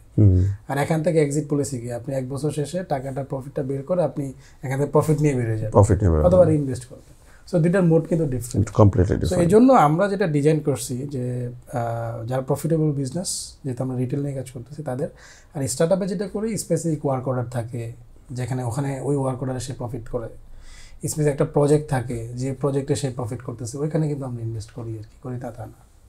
কারণ বাট টার্গেট থাকে অবশ্যই প্রফিটেবল জিনিস করা, এই টাকা থেকে ব্যবসা করে এখান থেকে যে প্রফিটটা থাকে এখান থেকে আমাদেরকে দেয়। ওকে, এটা আমরা এনশিওর করি। মানে এইগুলো তো ভাই আপনি যেগুলো বললেন এগুলো হচ্ছে মোস্টলি হচ্ছে প্রোডাক্ট বেসড যে বিজনেসগুলো। What about the service based business? ওখানে কি আপনার ওয়ার্ক অর্ডার আছে না? আচ্ছা, সো মুদারাবা বললাম, হ্যাঁ হ্যাঁ হ্যাঁ, যেমন আমরা রিসেন্টলি একটা কাজ করছি, এটা যদি বলি যে প্যাকেজিং একটা কোম্পানি, ওরা রেগুলার ওয়ার্ক অর্ডার থাকে, মানে এমএনসি থেকে ওয়ার্ক অর্ডার থাকে। তো ওয়ার্ক অর্ডার কী করে, সে সার্ভ করার জন্য তার তো র মেটেরিয়ালস কিনতে হয়, এখানে আদার্স অনেক কস্ট আছে, লেবারের কস্ট আছে, ম্যানুফ্যাকচারিং কস্ট আছে। সো আমরা যেটা করি, তার ওয়ার্ক অর্ডার দেখি, তার ক্ষেত্রে বোঝার চেষ্টা করি তার 10 লাখ টাকার ওয়ার্ক অর্ডার দাম, কথার কথা, তার এখানে কষ্ট হচ্ছে ধরেন 8 লাখ টাকা, ঠিক আছে? তারা বললো যে তার 4 লাখ টাকা আছে, 4 লাখ টাকা নাই, আমি এখানে এন্ট্রি করলাম, বাট ওয়ার্ক অর্ডার স্পেসিফিক। তো যখন ওয়ার্ক অর্ডার সার্ভ করলো, তার পরবর্তী সে যখন পেমেন্ট পালো, পেমেন্ট পায় আমাদেরকে টাকা দিয়ে দিবে, সে তার টাকা নিয়ে নেবে।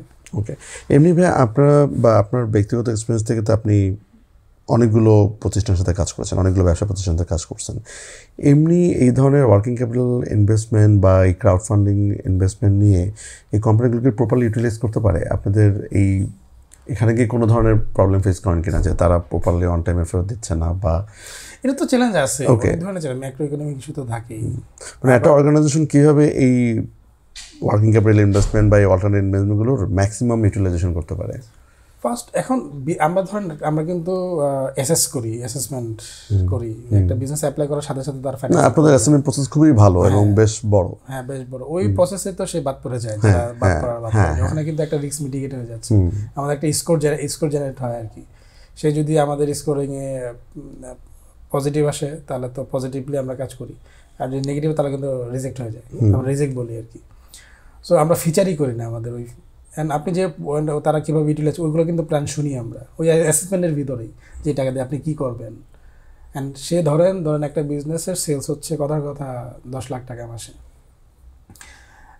সে চাচ্ছে 40 লাখ টাকা, তো করবে কি টাকা দিয়ে? সে কি আগামী মাসেই এটাকে 4 গুণ করে ব্যবসা করতে পারবে? এখন যদি বলা যে না ভাই, সে তো ম্যানুফ্যাকচারিং কোম্পানি, তার অ্যাসেট কিনতে হবে। হ্যাঁ, লজিক্যালি রাইট। সে সরাসরি আপনার প্রোডাক্টের ক্ষেত্রে না, সে অ্যাসেট কিনতে কাজে লাগতে পারে। তখন বুঝতে হবে যে সে এই যে আমরা যদি এত টাকা ইনভেস্ট করি, সে আগামী আমাদের যেহেতু শর্ট টার্ম 1 বছর পেমেন্ট পিরিয়ডটা, ম্যাক্সিমাম 1 বছর আর কি। সো 1 বছরে সে এই টাকাটা আসলে পেবল করার, তার ব্যবসা নেট প্রফিট লেভেলে যদি আমি ইউটিলাইজেশন চিন্তা করি, সে আসলে এই টাকাটা ব্যবসা করতে পারবে কিনা। করতে পারে তাহলে আমি অ্যাসেটে যাইতে পারি। আর যদি দেখি যে না, তার নেট প্রফিটে সে 5% করে লাভ করতেছে অথবা 2% করে লাভ করতেছে, এত টাকা ইনভেস্টমেন্ট তার এই বিজনেসে, এই অ্যাসেটটা আমার জন্য ভায়াবল না, সেক্ষেত্রে আমরা ইনভেস্ট করি না। মানে ব্যাপারটা আমি আসলে একটু বলার জন্য বলছি আর কি, যে ম্যাক্সিমামই হচ্ছে প্রোডাক্ট কিনে দিচ্ছি। আপনি যে প্রোডাক্ট কিনা ছাড়াও করি কিনা, করি, বাট ডিপেন্ডস সে ওই পরিমাণ ক্যাপাসিটি তার আছে কিনা to do business after installing that asset or something. বাংলাদেশে ধরেন এই যে ইসলামিক ফাইন্যান্সগুলোর কোনো কন্ট্রোলিং অথরিটি আছে বা বডি আছে, বা ক্রাউড ফান্ডিং এই যে ব্যাপারগুলো হচ্ছে যেমন আপনারা করতেছেন, এবং আরও অনেক এরকম প্ল্যাটফর্ম আছে যারা কিনা অনেক বছর ধরে বেশ ভালো করতেছেন তারা, তো বাট এদের কন্ট্রোলিং কোনো অথরিটি আছে?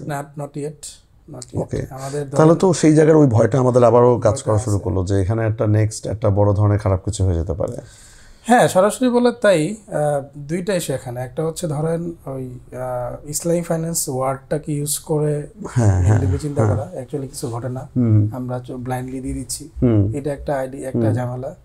আর একটা হচ্ছে ট্রেডিশনাল, যদি আপনি টাকা বলেন যে আমি এখানে ইনভেস্ট করলে 60% পাবেন, মানে এটা আমরা সোশ্যাল মিডিয়াতে কিন্তু দেখি এই ধরনের পোস্ট আছে, 80% মতো প্রফিট দেখা যায়। সো এটা আসলে সম্ভব কিনা ব্যবসায়ীরা ভালো জানে। মানে এটা কোন ব্যবসা পসিবল? ওই যে কিছু ব্যবসা আছে যেটা এমনিও আমাদের ইকোনমি সাপোর্ট দেন, আবার শরীয়গত তো নেই, কন্ট্রোলিং নাই। বাট আমরা যেটা করি, বাংলাদেশ ব্যাংকের একটা আছে ফিনটেক, মানে গাইডলাইন বলবো না, একটা ডিপার্টমেন্ট আছে আর কি, তারা এগুলা মনিটরিং করে। কারণ ফিনটেক ব্যাপারটা নতুন নতুন আইডিয়া, এগুলো তো নিউ আইডিয়াস, এগুলো কিন্তু আপনি ওভারঅল যদি মার্কেটে চিন্তা করেন, এগুলো কত পার্সেন্ট, এবং খুব বেশিও না, খুবই ইনসিগনিফিকেন্ট। True, right. আমরা তাদের সাথে কানেক্টেড আর কি, ইন্ডিভিজুয়ালি আমরা তাদের সাথে কথাবার্তা বলি, কী করবো না, কোনো গাইডলাইন নেই। সো চেষ্টা করা হয় যে তারা বলে কমপ্লেক্স এটা মেনটেন করেন, কোনো ক্যাশ ট্রানজ্যাকশন করেন না, সবগুলোর জন্য ব্যাংক ট্রানজ্যাকশন। আমরা ইচ অ্যান্ড এভরি ট্রানজ্যাকশন ব্যাংকে হচ্ছে, আমরা বাইরে থেকে কোনো ফান্ড নিচ্ছি না, মানে এটা কমপ্লেন্সগত ইস্যু আছে।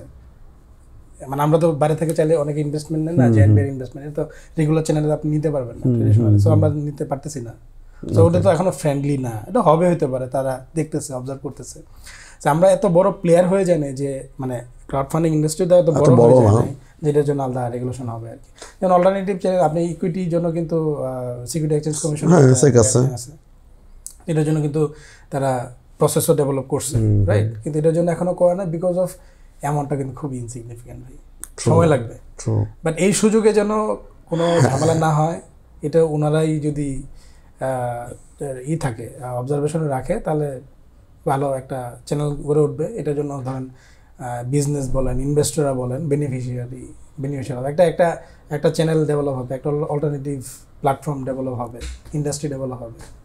এটা উইলিংনেস থাকার লাগবে। আই থিঙ্ক তাদের আছে, আমরা তাদের সাথে কানেক্টেড আর কি, তাদের গাইডলাইন অনুযায়ী কাজ করতেছি। মানে স্টার্টআপগুলো শুরুর জন্য, স্টার্টআপগুলো কিন্তু এই ধরনের জন্য নতুন প্রোডাক্ট আসে তখন কিন্তু এইভাবেই চলে। আপনি যদি পাঠাওয়ার এক্সাম্পল, তখন কিন্তু আপনার ওই বিআইটি অনেক রুলস রেগুলেশন ছিল না, কিন্তু এখন কিন্তু ধরেন যারা প্ল্যাটফর্ম ইউজ করছে তারা কিন্তু রেগুলেশন আসছে। ই কমার্সে কিন্তু কোনো ইক্যাপ ছিল না, হোয়াট এভার ইট ইজ, কিভাবে চলতেছে এটা নিয়ে অনেক কোশ্চেন থাকতে পারে, কিন্তু এখন তো একটা কমিটি আছে, একটা কন্ট্রোল যেটাই বলেন একটা করতে পারতেছে। এরকমও হইতে পারে সামনে যখন এটার কন্ট্রিবিউশনটা বাড়বে, মার্কেট শেয়ার বাড়বে, তখন হতে পারে আপনার এরকম গাইডলাইন আসবে। আমরা আশাবাদী, আমরা খুবই আশাবাদী, আমরা কানেকশন থাকার চেষ্টা করি। যদি দ্রুত আসে এটা আমাদের জন্যই ভালো, টোটাল ইকোনমির জন্য ভালো, টোটাল বাংলাদেশে নেক্সট স্কিম না হওয়ার সম্ভাবনা বেশি থাকবে। মানে আপনি ভাইয়া যেটা বলছিলেন আর কি, বা আমি যেটা এগ্রি করি সেটা হচ্ছে যে আমাদের এই টাইপের আলোচনা অনেক বেশি হওয়া দরকার এবং অনেক বেশি এটাতে আসলে একটা অ্যাওয়ারনেস দরকার আর কি। আদারওয়াইজ আমি শিওর যে এইটায় নেক্সট একটা বড় ধরনের স্ক্যাম হবে। আপনার আমরা ইনফরমেশনে বিশ্বাসী, নলেজে বিশ্বাসী না। সো আমরা যেটা দেখি জাস্ট কিছু বোঝার, মানে আমরা ওই যে ভাষা একটা ব্যাপার আছে না, কিন্তু এই ইনভেস্টমেন্টের ব্যাপারটা ভাষা হবে না। এটা বিজনেস ইনভেস্টর সাইডে বলেন, বিজনেস সাইডে বলেন, বিজনেস বলতে যারা ইনভেস্টমেন্ট করতেছে এবং যারা ইনভেস্টমেন্ট নিচ্ছে, দুই সাইডে কিন্তু ভালোই গ্যাপ আছে আর কি। সো এখানে আমরা ফান্ড ম্যানেজার কিন্তু দুই এন্ডে ফান্ড ম্যানেজারের ব্যাপার আছে, একটা ইনভেস্টর সাইডে ফান্ড ম্যানেজিং এর ব্যাপার আছে, আর হচ্ছে আপনার বিজনেস সাইডে কিন্তু ফান্ড ম্যানেজমেন্টের ব্যাপার আছে। দেখা যাচ্ছে অনেক বিজনেস টাকা নিয়ে আপনার নিজস্ব গাড়ি কিনে, বাড়ি কিনে, মানে বাড়ি কিনে না, গাড়ি কিনতে পারে আর কি। সো ব্যাপারটা আসলে এটা বোঝা কিন্তু টাফ, ঠিক না? আপনি চাইলে তো করতে পারেন, আপনি তো একবার, এখন এটা প্রতিবার না, এটা করা পসিবল না। তাহলে আপনার এখানে এটা কোনোভাবেই প্র্যাকটিক্যাল না। কিন্তু এটা তার, কিন্তু সে যদি আরো সলিড ব্যবসায়ী হইতো, সে কি এই টাকা দিয়ে এই কাজ করতো? কখনোই করতো না। সে দেখতো এই টাকাটা আমি কিভাবে ব্যবসা করে আরো প্রফিট ম্যাক্সিমাইজ করবো, মার্কেট শেয়ার বাড়াবো, আমার আগে দরজা একজন 2x করবো, 3x করবো কাস্টমারকে, মার্কেটে আরো আমার প্রেজেন্স বাড়াবো, ব্র্যান্ডিং যেটা আছে ওটা আমার একটু বেটার করবো। সো এগুলো নিয়ে আসলে তো কাজ করার অনেক জায়গা আছে। কিন্তু আমি দেখছি যে যারা এসএমই, স্টার্টআপের ক্ষেত্রে তো এটা ডিফারেন্ট গেম। সো আমি মেইনলি ওয়ার্কিং উইথ এসএমইস। হ্যাঁ, সো যারা আছেন তারা একটা পার্সেন্টেজ আছে এমন না। ভাই খুব কয়েকটা বেসিক কোশ্চেন, মানে আপনি যদি অনেক বিজনেস অর্গানাইজেশনের সাথে কাজ করেন, তাদের সাথে কাজ করে আপনার ডেফিনেটলি অনেক ধরনের বিচিত্র অভিজ্ঞতা হয়েছে। সেখান থেকে বলা যায়, ধরুন একটা আন্ডারস্ট্যান্ডিং আছে যারা নতুন এন্টারপ্রেনার বা যারা অ্যাসপায়ারিং এন্টারপ্রেনার, যে আমার কাছে টাকা নেই এই জন্য আমি ব্যবসা করতে পারতেছি না। এটা কতটুকু ট্রু? টোটালি রং। আচ্ছা, ব্যবসা করতে টাকা লাগে না? শুরু করার জন্য টাকা লাগে না ভাই। আচ্ছা, বড় করার জন্য টাকা লাগে। আচ্ছা, শুরু করতে কি লাগে? শুরু করতে আমার যেটা মনে হয়, আমি নিজে ব্যবসায়ী না, কিন্তু আমি যতটুকু এইসব কেস স্টাডি চিন্তা করে দেখছি, ব্যবসা করতে একটা সাহস লাগে আর কিচ্ছু লাগে না।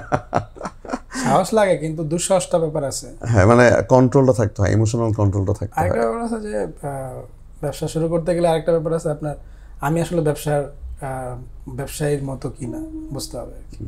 ব্যবসা শুরু করা কিন্তু এখন আরো সহজ একটা, কিন্তু ব্যবসায়ী বলতে যেটা হয়, এইটা আগে বলছিলাম যে ভিশনের একটা ব্যাপার আছে, চিন্তা করার ক্ষমতা থাকতে হবে, ওই জিনিসগুলো সাহস আর হচ্ছে দূরদর্শিতা। আপনি যদি বেশি দূরদর্শিতা না হন, তাহলে আপনি হইতে পারে 5 বছর পরে আপনার দূরদর্শিতা অর্জন হইতে পারে, কিন্তু আপনি শুরুতেই অনেক ধাক্কা খাবেন আর কি। তো শুরু করার জন্য টাকা পয়সা লাগে না, কারণ দেখেন আমরা যারা ফাইন্যান্সিং করতেছি তারা কিন্তু ধরেন দেখি এই 1 বছর 2 বছর সে ব্যবসা করছে কিনা। হ্যাঁ, অন্তত লাস্টে কয়েকটা বছর দেখেন। এটা কেন দেখি? কারণ হচ্ছে একটা ব্যবসায়ী তো সে যদি ধরেন 10 লাখ টাকা তার ক্যাপিটাল থাকে, 10 লাখ টাকার ক্যাপিটাল, সে 5 লাখ টাকার ক্যাপিটাল চাইলে সে আশেপাশ থেকে বের করতে পারে, এফএনএফ থেকে বের করতে পারে। এটা আমি বিশ্বাস করি আর কি। কারণ আপনি একটা গাড়ি কিনতেছেন, বাইক কিনতেছেন, বাইকের দাম 4 লাখ টাকা, সে কিন্তু বাইক বেচতেছে না ব্যবসা করার জন্য। আই এম টকিং অ্যাবাউট এসএমইস, শুরু করার জন্য।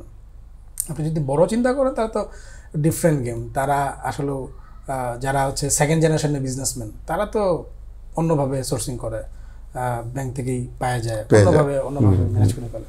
যারা শুরু করার জন্য কিন্তু আসলে খুব বেশি লাগে না। বাট আপনি যদি একটা স্টেজে যাওয়ার পরে ধরেন 1 বছর 2 বছর যাওয়ার পরে আপনি যদি বড় করতে চান, আপনি যদি একটা ফিক্সড অ্যাসেট যাইতে চান, সেক্ষেত্রে তো আপনি আসলে ওই এফএনএফ থেকে ওই সাপোর্টটা পাবেন না, তখন আপনাকে বাইরে থেকে সোর্সিং করতে হবে, ম্যানেজ করতে হবে। ট্রু। আর একটা ব্যাপার হচ্ছে যে ধরেন বাংলাদেশের কনটেক্সটে আপনার কি মনে হয় যে বাংলাদেশের কনটেক্সটে এসএমই নাকি স্টার্টআপ কোনটা ভালো করার সুযোগ বেশি আছে? এটা খুবই কন্ট্রোভার্সিয়াল কোশ্চেন, বাট স্টিল আমি আপনার ওপিনিয়নটা জানতে চাই। মানে I am fall in love with SME. Okay, nice. কেন বলেন তো? But I am working in startup. Okay, মানে আপনি আপনার ভালোবাসা এসএমই কেন? আপনার ক্লায়েন্ট বলে তারা? বাংলাদেশের প্রেক্ষাপটে, ইকোনমিক্যাল প্রেক্ষাপটে যারা কন্ট্রিবিউশন করতে চায় ব্যবসায়ীদের ক্ষেত্রে, আমি মনে করি যে বেশিরভাগ কিন্তু ওই ধরনের মানুষ, ওই ধরনের ব্যাকগ্রাউন্ড। বিকজ অফ আপনার স্টার্টআপের ব্যাপারটা কিন্তু আপনার লোকাল না, এটা কিন্তু গ্লোবাল। গ্লোবাল ইনভেস্টরদের ম্যানেজ করা কিন্তু আরও একটু আপনাকে আপ টু দ্য মার্ক একটা স্ট্যান্ডার্ডে যাইতে হবে আর কি। স্ট্যান্ডার্ডের এখন সংজ্ঞা কি? ডিফিকাল্ট, খুবই ডিফিকাল্ট কোয়েশ্চেন। আপনাকে ডিল করতে হবে লোকাল ইনভেস্টর, মানে স্ট্যান্ডার্ড বলবো না, ডিল করতে হবে আপনাকে। এখন ডিল করতে আপনি যদি প্রমিনেন্ট স্টার্টআপগুলোর কথা চিন্তা করেন, তাদের যে ফান্ডারগুলো থাকেন, তাদের একটু বিহাইন্ড দ্য, আমি বলবো যে ফ্যামিলি ব্যাকগ্রাউন্ডের কথা একটু চিন্তা করেন, দেখবেন একটা আইডিয়া পাওয়া যাবে। ডেফিনেটলি। তাদের ইয়ের কথা চিন্তা করেন, তাদের একাডেমিক ব্যাকগ্রাউন্ডের কথা চিন্তা করেন, আপনি একটা আইডিয়া পেয়ে যাবেন। ঠিক আছে, মানে এগুলা বাস্তব সত্য কথা। এটা আসলে মানে আপনি যদি আবার এসএমই বাংলাদেশের যে লোকাল যে কংগ্লোমারেটগুলো চিন্তা করেন, তাদের দিকে তাকান, তাদের আপনি সে কিন্তু জিরো থেকে আসছে, এরকম এক্সাম্পল কিন্তু অনেক প্রুভেন একদম। এটাকে ওরা কিন্তু ফার্স্ট জেনারেশন বিজনেস, আফটার 1971 তারা কিন্তু ফার্স্ট জেনারেশনে ব্যবসা করছে, তারা কিন্তু একবার জিরো থেকে করছে। সো আমি এই জন্য চিন্তা করি যে আপনি যদি টোটাল 100 জনের চিন্তা করেন, দেখা যাবে 95% আরও বেশি হইতে পারে এসএমই ফ্রেন্ডলি ইকোসিস্টেম সাপোর্টের কথা বলতেছি না, ওই ব্যক্তির জন্য এসএমই ফ্রেন্ডলি এনভায়রনমেন্ট। একটা ব্যবসা কেন ফেল করে আপনার কি মনে হয়? ভাই আপনি তো আমি তো ব্যবসায়ী না, এই জন্যই আপনাকে জিজ্ঞেস করতেছি। আপনি ব্যবসায়ী না বলে জিজ্ঞেস করতেছি। আমি ব্যবসায়ী না, বাট আমি সবচেয়ে বেশি কাজ করি ব্যবসায়ীদের সাথে। এক্স্যাক্টলি। সো আমি আসলে খুব ক্লোজলি দেখি আর কি।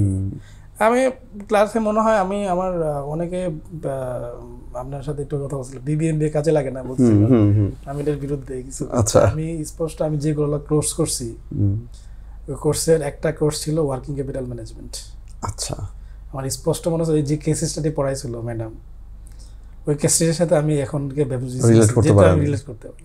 নাইস, রিলেট করতে পারার যথেষ্ট কারণ, কারণ আমি ওয়ার্কিং ক্যাপিটাল নিয়ে কাজ করতেছি। সো দেখি আসলে একটা ব্যবসায়ী মেন চিন্তা করে আসলে ব্যবসা নিয়ে, এই ব্যবসা কীভাবে বড় করব, বাট ফাইন্যান্সিয়াল যে ম্যানেজমেন্ট, এই জায়গাতে গ্যাপ থাকে আর কি, নলেজের জায়গাতে। এটা আমি বললাম, কিন্তু ইনভেস্টরের ক্ষেত্রে বলছি, ব্যবসার ক্ষেত্রে বলছি, এই জায়গাতে আমার কাছে মনে হচ্ছে একটা গ্যাপ আছে, যথেষ্ট গ্যাপ আছে। সো ফাইন্যান্সিয়াল ম্যানেজমেন্ট স্কিল বা ফাইন্যান্সিয়াল নলেজটা আসলে মাস্ট। নলেজ তো ইম্পর্টেন্ট, আবার ম্যানেজমেন্ট দুই জিনিস। আপনি থিওরিটিক্যাল অনেক কিছু জানতে পারেন, বাট ম্যানেজ করাটা আসলে আপনি নাটে নামলে বুঝতে পারবেন। আপনি আপনার জন্য কি ডেট ফাইন্যান্সিং ভালো না ইকুইটি ফাইন্যান্সিং বেটার? এখন আপনি কালকেই আমাদের একজন বড় ভাই শেয়ার দিল যে সে ইকুইটি শেয়ার মানে ডেলিউশন না করে কিন্তু বড় ব্যবসা হইতে পারছে, ব্যবসা করতে পারছে। করা যায়, কিভাবে করতেছে? তার ব্যবসার জন্য এটা অ্যাপ্লিকেবল। মনে করে যে আমি স্টার্টআপে আছি, আমার ইকুইটি ডাইলুট করতে হবে। সো আমার কাছে মনে হয় যে এই আন্ডারস্ট্যান্ডিংটা ব্যবসাকে বুঝতে হবে, যে আপনি যদি ক্যাশ ইনটেনসিভ বিজনেস হন, তাহলে আপনি অবশ্যই ক্যাশ ইনটেনসিভ মানে কি, ধরেন হইতে পারে বিটিভি হইতে পারে, আপনাকে একটা অর্ডারই জেনারেট করতে 10 লাখ 15 লাখ 20 লাখ টাকা লাগে। তো ওখানে তো আপনার ম্যানেজার অনেকে যেটা করে যে ফ্রেন্ডস অ্যান্ড ফ্যামিলির কাছ থেকে অর্ডারটা নেওয়ার জন্য বিভিন্নভাবে টাকা নেয়, টাকা নিয়ে অনেক আরওআই দিয়ে টাকা নেয়, পরবর্তীতে ওই ব্যবসাটা করতে পারে না, পরে পুরো রিলেশনটাই নষ্ট, সবই নষ্ট হয়, সবই নষ্ট হয়।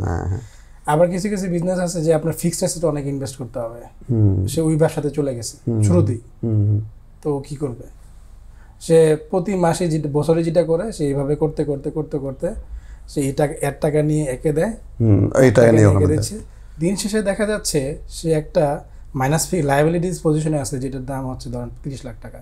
ব্যবসা কিন্তু বড়, কিন্তু ওর জন্য তো আসলে ডেট ফাইন্যান্সিং পারফেক্ট না, ওর জন্য ইকুইটি ফাইন্যান্সিং লাগবে, তার পার্টনার লাগবে, সে যেখানে একটা এককালীন টাকা লাগবে, ওই টাকা বুঝতে হবে না। এই জিনিসটা আসলে না না ইচ্ছা করে বুঝে কিনা যাই না আমি, আমার কাছে কিছু বিজনেস আছে যেটা মনে হয় যে ওনারা চাইলে এটা করতে পারে।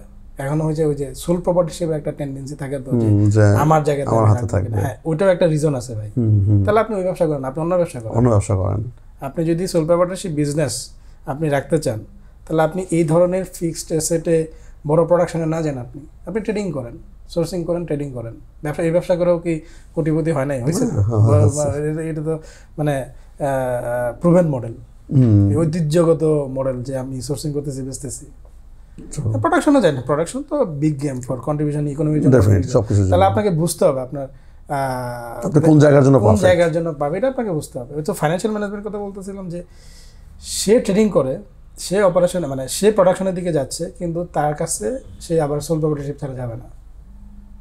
তা আপনি পারবেন না, কারণ আপনার এই ঘুরতে ঘুরতে আপনার একটা এসেটের কিনতে আপনার 10 লাখ টাকা 15 লাখ টাকা লাগতেছে, যেখানে আপনার ওখান থেকে টাকা বের করতে আপনার সময় লাগবে মিনিমাম 5 থেকে 6 বছর। ক্লিয়ার করতে পারছি একদম। এই জন্য ধরেন এই ধরনের ম্যানেজমেন্ট। একটা ব্যাপার হচ্ছে আমার গ্যাপটা বলি, এটা হচ্ছে ধরেন ফাইন্যান্সিয়াল ডিসিশনের একটা ব্যাপার যে আমি কীভাবে ফাইন্যান্সিংটা নিব। আর হচ্ছে ডেইলি যে আপনার ম্যানেজমেন্টটা, ফাইন্যান্সিয়াল যে আমরা এটাকে ইগনোর করি, অ্যাকাউন্টিংয়ের যে ব্যাপারগুলো আমরা ইগনোর করি। একটা হচ্ছে অ্যাকাউন্টিং, একটা হচ্ছে ফাইন্যান্স। অ্যাকাউন্টিং এর যে ডেইলি ব্যাপারগুলো সেগুলো আমরা অনেক ইগনোর করি, রেকর্ড কিপিং করি না, এটা আমাদের মাথায় থাকে। ঠিক আছে, একজন ওই ব্যক্তি যদি কোনো অসুস্থ থাকে ব্যবসা শেষ। মানে আমি কিন্তু খুবই ছোট্ট ওই সেলে চিন্তা করি যার সেল হচ্ছে প্রতি মাসে ধরেন 30 লাখ 40 লাখ। না স্টিল এটা খুবই মেজর জিনিস। হ্যাঁ, সে ধরেন সোর্সিং করতেছে এক জায়গা থেকে, তার ডকুমেন্ট নেই, সে কিন্তু লাখ লাখ টাকার ব্যবসা করতেছে। এখন বলতেছে আমি এরকম ব্যবসা করতে, ভাই দরকার নেই। হ্যাঁ, দরকার নাই ফর নাও। আপনি যদি ব্যবসা বড় করতে চান আপনার দরকার পড়বে। আমি কিন্তু প্রথমে একটু আগে বলছিলাম, শুরু করার জন্য কিন্তু ফাইন্যান্স লাগে, বড় করার জন্য ফাইন্যান্স লাগে, গ্রো করার জন্য ফাইন্যান্স আপনাকে লাগবেই, এক্সটার্নাল ফাইন্যান্স আপনার লাগবে। আপনি যদি মনে করেন যে না আমি চলতেছি ফিরতেছি, আমি প্রতি মাসে যদি 2 লাখ 3 লাখ টাকা থাকে আমার আর দরকার নাই, আলহামদুলিল্লাহ, তাহলে আপনার ভাই দরকার নাই, যান না ব্যবসা, ইনভেস্টমেন্ট নিয়েন না, নো নিড। আপনি আছেন, সুস্থ আছেন, ঠিকঠাক আছেন, ভালো আছেন। কারণ ইনভেস্টমেন্ট একটা প্যারা আছে কিন্তু ভাই, আপনি ইনভেস্টমেন্ট নিয়েছেন আপনাকে দিতে হবে। এই প্যারাটা যদি আপনি নিতে চান আর যদি আপনি আবার ডকুমেন্টেশনও না করতে চান তাহলে আপনি পাবেনও না, আর যদি পানও ম্যানেজ করতে পারবেন না। সো এটা কানেকশন আছে। সো আমি যদি ক্লোজিং করি আপনার, সেটা হচ্ছে যে আপনি শুরু করার জন্য ঝামেলা নেই, দরকার নেই, বাট ব্যবসা গ্রো করতে লাগবে। আর যদি বড় করতে চান তা আপনার বিহাইন্ড দ্য সিনে আমার রিজনগুলোর ভিতরে একটা পাইছি যে বড় করতে যায় কিন্তু অ্যাকাউন্টিং ঠিক নেই, ফাইন্যান্সিয়াল নলেজে গ্যাপ আছে। আপনি জানেন, আপনি যদি ব্যবসা করেন, আপনি কোটি কোটি লাখ লাখ টাকার ব্যবসা করতেছেন, আপনি চাইলে কিন্তু ডিপ ডাইভ করতে পারেন, কিন্তু এখানে ইন্টেনশনটা ওনাদের থাকে কম, বুঝতে চায় কম, আরেকজনকে দিয়ে কাজ করাতে যায়, ওই অ্যাকাউন্টেন্টকে দিয়ে কাজ করাতে চায়। দরকার নাই, আপনি নিজে ইনভলভ হলে কিন্তু হয়ে যায়। কারণ আপনি যে পিকচারটা দেখতে পাবেন ও কিন্তু ওই পিকচারটা দেখতে পারবে না, যেহেতু আপনার স্টার্টআপ এসএমই গুলো কিন্তু one man army show. True. আরেকটা ব্যাপার আছে আমার কাছে আন্ডারস্ট্যান্ডিং, সেটা হচ্ছে যখনই গ্রোথ স্টেজে থাকে 1 to 100 শেষ, 100 to 1000 দিকে যায়, সেকেন্ড ইন কমান্ড তৈরি না করা, এইটা একটা বড় ধরনের ভুল। ওরা মনে হয় যে সোল প্রপার্টিশিপ মাইন্ডসেট, মনে হচ্ছে যে আমি যদি এখন আরেকজনকে নিয়ে এসে আমার তো ব্যবসা শেষ করে দিবে। হ্যাঁ, আপনাকে ওটা ম্যানেজ করতে হবে, এটা তো আপনার যে ফান্ডার হিসেবে কাজ থাকে। তো আমরা যখন এরকম ইয়েতে দেখি যে সেকেন্ড ইন কমান্ডটা আছে কিনা, চিফ অফ স্টাফ বলে আর কি, চিফ অফ স্টাফটা আছে, মানে উনি যদি কোনো কারণে অবর্তমানে থাকে তাহলে এখানে এটা ডিল করবে, হাল ধরার কেউ আছে কিনা। কারণ গ্রোথ স্টেজে আপনার যদি অটো পাইলট স্টেজে না থাকে, that means there is a possibility to collapse your business. স্টার্টের জন্য নো নিড লাগে না, কিন্তু ইভেন্চুয়ালি এটা লাগবে যদি বড় হতে চাই। আর আপনি যদি বড়ই করতে চান, আপনি অটোমেশন না করেন, আপনার উপর ডিপেন্ডেন্সি করে তো আসলে অলরেডি ধরেন অলওয়েজ একটা ঝামেলার ভিতরে থাকে, আপনি ওর মধ্যে থাকবেন। সো এটা তো ধরেন একটা কানেক্টেড ইকোসিস্টেমের মতো আর কি। সো ব্যবসার সাথে ফাইন্যান্স, এটা তো আপনার অ্যাজ এ ফাউন্ডার হিসেবে অথবা বিজনেস ওনার হিসেবে মেন কনসার্নের জায়গা কিন্তু এই দুইটা জায়গা আর কি। আপনাকে যদি ভাই জিজ্ঞেস করি যে একজন বিজনেসম্যানের বা একজন ব্যবসা করতে আগ্রহী তার কোন কোন ফিনান্সিয়াল নলেজগুলো লাগবে, যদি আমি আপনাকে 3টা লিস্ট করতে বলি, যে বেস্ট 3টা, এই 3টা তো জানতেই হবে। Interesting question. First of all আপনার ইনকাম স্টেটমেন্টটা বুঝতে হবে। আচ্ছা, ইনকাম স্টেটমেন্টটা বুঝতে হবে। আর ফাইন্যান্সিয়াল যে ডিসিশনগুলো, একটা হচ্ছে রেগুলার যে অ্যাকাউন্টিং, আপনার এন্ট্রি আপনি তো দিচ্ছেন না, না, কিন্তু যে দিচ্ছে এটা এনশিওর করাইতে হবে আর কি, যে প্রতিদিনের বুক কিপিংটা যেন প্রপারলি হয়। অবশ্যই, এটা অবশ্যই। ওকে, এটা যদি আপনি ক্রস চেক করতে পারেন চাইলে, যদি বড় হয়, যদি আপনি অপারেশনটা বড় হয় সেক্ষেত্রে লিকেজ আপনার এখান থেকে কিন্তু ধরেন একটা ব্যাপার হচ্ছে, আর লাস্ট হচ্ছে ক্যাশ ম্যানেজমেন্ট। ক্যাশ ম্যানেজমেন্টটা খুব ক্যাশ ইম্পর্টেন্ট। ট্রানজ্যাকশন থাকে, তো এটা আপনাকে বুঝতে হবে, কারণ এখানে লিকেজ হওয়ার সম্ভাবনা থাকে। মানে আপনি দেখতেছেন যে আপনার পাতিলে অনেক জিনিস আপনি নিছেন, কিন্তু যে আপনার নিচের দিক দিয়ে যে ছিদ্র করা আছে এটা আপনি বুঝতেছেন না, কারণ আপনার একটা বিজনেসের ফাইন্যান্সিয়াল হেলথ তো আপনি বুঝবেন না। আপনি কি দেখেন, আপনি তো একজন এসএমই হোল্ডার কি করে, যে সে এত টাকা কিনছে, এত টাকা বিক্রি করছে, তার মাথায় কিন্তু এটা থাকে, রাইট? কিন্তু তার যদি আরেকটা মানে টাকাটা কোন কোন স্ট্যাটাসে থাকে, হয় ক্যাশ হিসেবে থাকে, নাহলে ইনভেন্টরি হিসেবে থাকে, নাহলে অ্যাকাউন্ট রিসিভেবল হিসেবে থাকে, ঠিক না? এইসব জায়গায় কিন্তু লিকেজ একটা সম্ভাবনা থাকে। অ্যাকাউন্ট রিসিভেবল কি, ধরেন পার্টির কাছে টাকা পান আপনি, ঠিক আছে, একজনকে টাকা পাঠান, টাকাটা নিয়ে আসো, এসএমইতে কী হয়, এভাবে তো যায়, অনেকে আবার ক্যাশ দেয়, কিন্তু এটা ফলো আপ করলেন না, ও কিন্তু নিয়ে চলে গেছে। একটা বাল্কে আমি অনেক এক্সাম্পল পাইছি যে নিয়ে চলে গেছে, যে একটা মানে গর্তে পড়ে গেছে ব্যবসা, এই ব্যবসাতে করতে পারতেছে না, তার টোটাল থেকে ধরেন এমন একটা, সে প্রথম করে নাই, সেভাবে একটা রিলেশনশিপ ডাবল হয়েছে, সব জায়গায় স্ক্যাম আছে ভাই। এটা তো থাকবে, আপনার তো ওই কথা থাকতে হবে, ফাইন্যান্সিয়াল এটাতে লুক আফটার করতে হবে। মানে আমি দেখি যে যেসব বিজনেসম্যানরা ফাইন্যান্সিয়াল ব্যাপারগুলো অ্যাকনোলেজ থাকে, তাদের ব্যবসা না হতে পারে, বাট লসের ভিতরে যায় না আর কি, টাকা পয়সা হারানো এই দিকে যায় না। আপনি যদি ওটা নিজে না করতে চান, আপনি একটা সিস্টেম ডেভেলপ করে ফেলতে পারেন, যে এমন একটা ব্লকার করে ফেলান যেখানে টাকা পয়সা লিখে যাওয়ার সময় থাকে না। আমি যদি বলি যে আপনার ইনকাম স্ট্যান্ডার্ড বুঝতে হবে, ক্যাশ ম্যানেজমেন্টটা বুঝতে হবে, আর ফাইন্যান্সিয়াল ডিসিশন নেওয়ার যে অ্যাবিলিটিটা, সেটা গ্রো করতে হবে। অ্যাবিলিটিটা আপনি কি ধরতে পারেন, যে ওই যে বললাম না, যে আপনি ডেটে করবেন না ইকুইটি করবেন, আপনার ক্যাশ কনভার্সন সাইকেল কি হচ্ছে না হচ্ছে, এগুলো আপনাকে বুঝতে হবে। ক্যাশ কনভার্সন সাইকেল কি, যে আপনি প্রোডাকশন থেকে ডিস্ট্রিবিউশন, ফাইন্যান্সিয়াল যে প্ল্যান করবেন, ফাইন্যান্সিয়াল প্ল্যান এটা অনেকে ডকুমেন্টেশন করে না, ঠিক আছে? ম্যাক্সিমামে যেটা হয়, আমি কিন্তু শুরুর বিজনেসগুলোর জন্য বলতেছি না, আমি একটু স্টেজের কথা বলতেছি। আপনাকে ফাইন্যান্সিয়াল প্ল্যানটা করতে হবে, যে আমি এতগুলো ফাইন্যান্সিং নিব, এটা আমি কী করবো, আগামী মাসের, আগামী 1 বছর আমি কি করব, এটা একটা ফরকাস্টের তো ডাটাতে আপনাকে বসাইতে হবে। আপনার তো একটা প্ল্যান থাকবে যে আমার সেলস এত টাকা থাকবে, আমার জিপিতে থাকতে হবে, এটা আমার অপারেশন কস্টে, আমার এইচআরের যে কস্ট আছে এটা এত থাকতে হবে, পার্সেন্টেজ তো আপনাকে ব্রেকডাউন করতে হবে।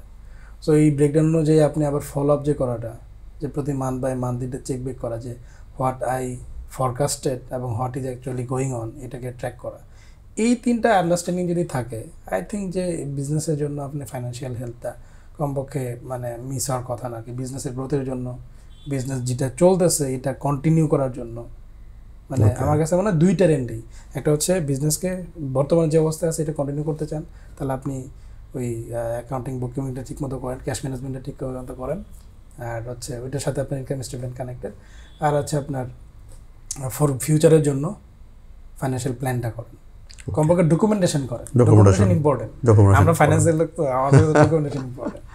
মাথায় ব্যাপার হলে হয় না, এটা আমি এখন বিশ্বাস করি না, এটা কখনোই হয় না। আপনি টু ডু লিস্টটাও কিন্তু লিখতে বলে, টু ডু লিস্ট যদি লিখতে বলে, আপনি ফাইন্যান্সিয়াল প্ল্যান করতেছেন, আপনি টাকা পয়সা হিসাব করতেছেন, লাখ লাখ টাকা হিসাব করতেছেন, আপনি লিখতে চান না, আপনি মাথায় রাখতে যাচ্ছেন, ইটস নট এ গুড মানে ক্রাইটেরিয়া অফ ভালো প্র্যাকটিস না এটা আর কি। আমি দেখছি যে যারা অত কিছু বোঝে না, বড় বড় ব্যবসায়ী, তারা কী করে, তারা কি এরকম আগে কি এক্সেল শিট ছিল, তারা কি রেকর্ড করছে, বা তাদের দিকে একটা নোটবুক ছিল সবসময়? এমন কিছু একটা কথা আছে যে আমাদের যারা হিন্দু ধর্মের যারা বিশ্বাসী, তারা 1 পয়সাও ছাটে না, ওটাও লিখে রাখে। এটা গুড বিজনেসের বৈশিষ্ট্য আর কি, মানে ডকুমেন্টেড হইতে হয় সবকিছু। আপনি রাখেন, আপনি এক্সেল বুঝতেছেন না, আপনি কাগজে কলমে রাখেন, বাট রাখতে হবে আপনাকে, কারণ ওইটা আরেকটা ব্যাপার আছে যে ধরেন ইসলামের প্রেক্ষাপটে যদি চিন্তা করেন, যে টাকা পয়সা লোন নেওয়া কিন্তু একটা লায়াবিলিটিস, ঋণ কিন্তু নিচ্ছেন আপনি, ঋণ যদি ডকুমেন্টেড না থাকে, আমাদের ইসলামিক ফাইন্যান্সের একটা ইম্পর্টেন্ট জিনিস আছে যে কোনো কিছু ডকুমেন্ট রাখা, এটা কিন্তু গাইডলাইন।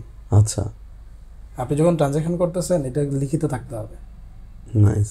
বেসিক আরো যদি বেসিকে যায়, কেউ যদি টাকা দেয় গুনে নিতে হয় সামনে। হ্যাঁ হ্যাঁ, কেন নিতে হয়?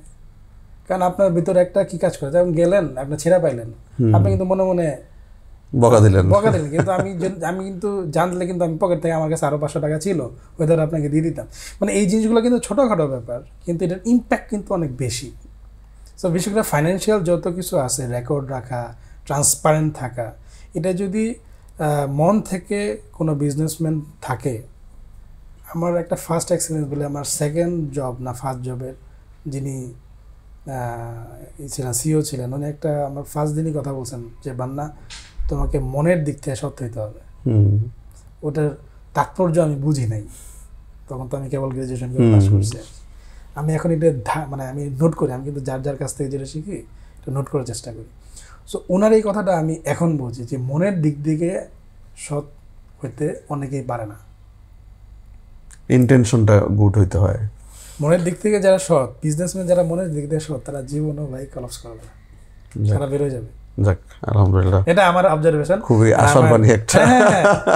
মনের দিক থেকে যারা সৎ, আপনার একটা এক্সিট পলিসি আপনার থাকবেই, because of there is a রহমত, অথবা যেটাই আপনি বিশ্বাস করেন, আপনি ইসলামিক প্র্যাকটিস করেন, অথবা আপনি যদি জেনারেল পয়েন্ট অফ ভিউ চিন্তা করেন। আর যদি ধরেন সৎ না থাকেন, অথবা আমরা যদি সৎ না থাকি, তাহলে আপনি ধরা খাবেন ফর শিওর। ফর শিওর আপনি দুনিয়াতে না খাইতে পারেন, হতে পারে, বাট এক জায়গাতে তো আছে। এটা আমার আন্ডারস্ট্যান্ডিং, আমি যেহেতু বিলিভার, এই ক্ষেত্রে আমি বলতে চাচ্ছি। থ্যাংক ইউ বান্না ভাই, আমরা আসলে আজকে অনেক ইন্টারেস্টিং ব্যাপার নিয়ে আলোচনা করলাম। আমি শিওর যে যারা এটা দেখবেন তাদের জন্য এটা অনেক বেনিফিশিয়াল হবে, অনেক হেল্পফুল হবে। And best of luck for you and বিনিয়োগ as well. Thank you so much ভাই for inviting me, and thank you for the audience শোনার জন্য। মানে কাটমোটটা ব্যাপার, টাকা পয়সার ব্যাপার, বাট এগুলো আমাদের আসলে মানে যে ইনিশিয়েটিভটা নিয়েছেন এটা আসলে ভালো দরকার, এটা আসলে বেশি ডিসকাস করা দরকার। এক্স্যাক্টলি, এটা নিয়ে আমাদের অনেক বেশি আলোচনা করা দরকার। এটা হচ্ছে আপনার পডকাস্ট অফলাইনে সব জায়গায় আলোচনা করা দরকার, কারণ আমরা বাই ডিফল্ট মানে স্ক্যাম হওয়ার লোক থাকি, সো রেডি থাকি। সো আমরা ওয়েট করতেছি, আমরা কি ওয়েট করতেছি কিনা নেক্সট কোনটাতে ট্র্যাপড হব। সো আমরা যদি সচেতন থাকি, আমাদেরকে করার সম্ভাবনা খুবই কম আর কি। বাট নেক্সট যে ডিজিটাল একটা কিছুতে হবে, এটা একটা সম্ভাবনা বেশি। সো ডিজিটাল যে অফারগুলো আসবে, এগুলো নিয়ে আপনি যদি নিজে না বুঝে থাকেন, আমার কাছে পরামর্শ থাকবে, নিজে যদি না বুঝে থাকেন, যারা জানে যারা বুঝে তাদের কাছে যান, বোঝার চেষ্টা করেন। বুঝলে হতে পারে আপনি আরও বেশি বেনিফিশিয়ালটা আপনারই হবে। এটা is for business and is for individual investors also. Thank you so much.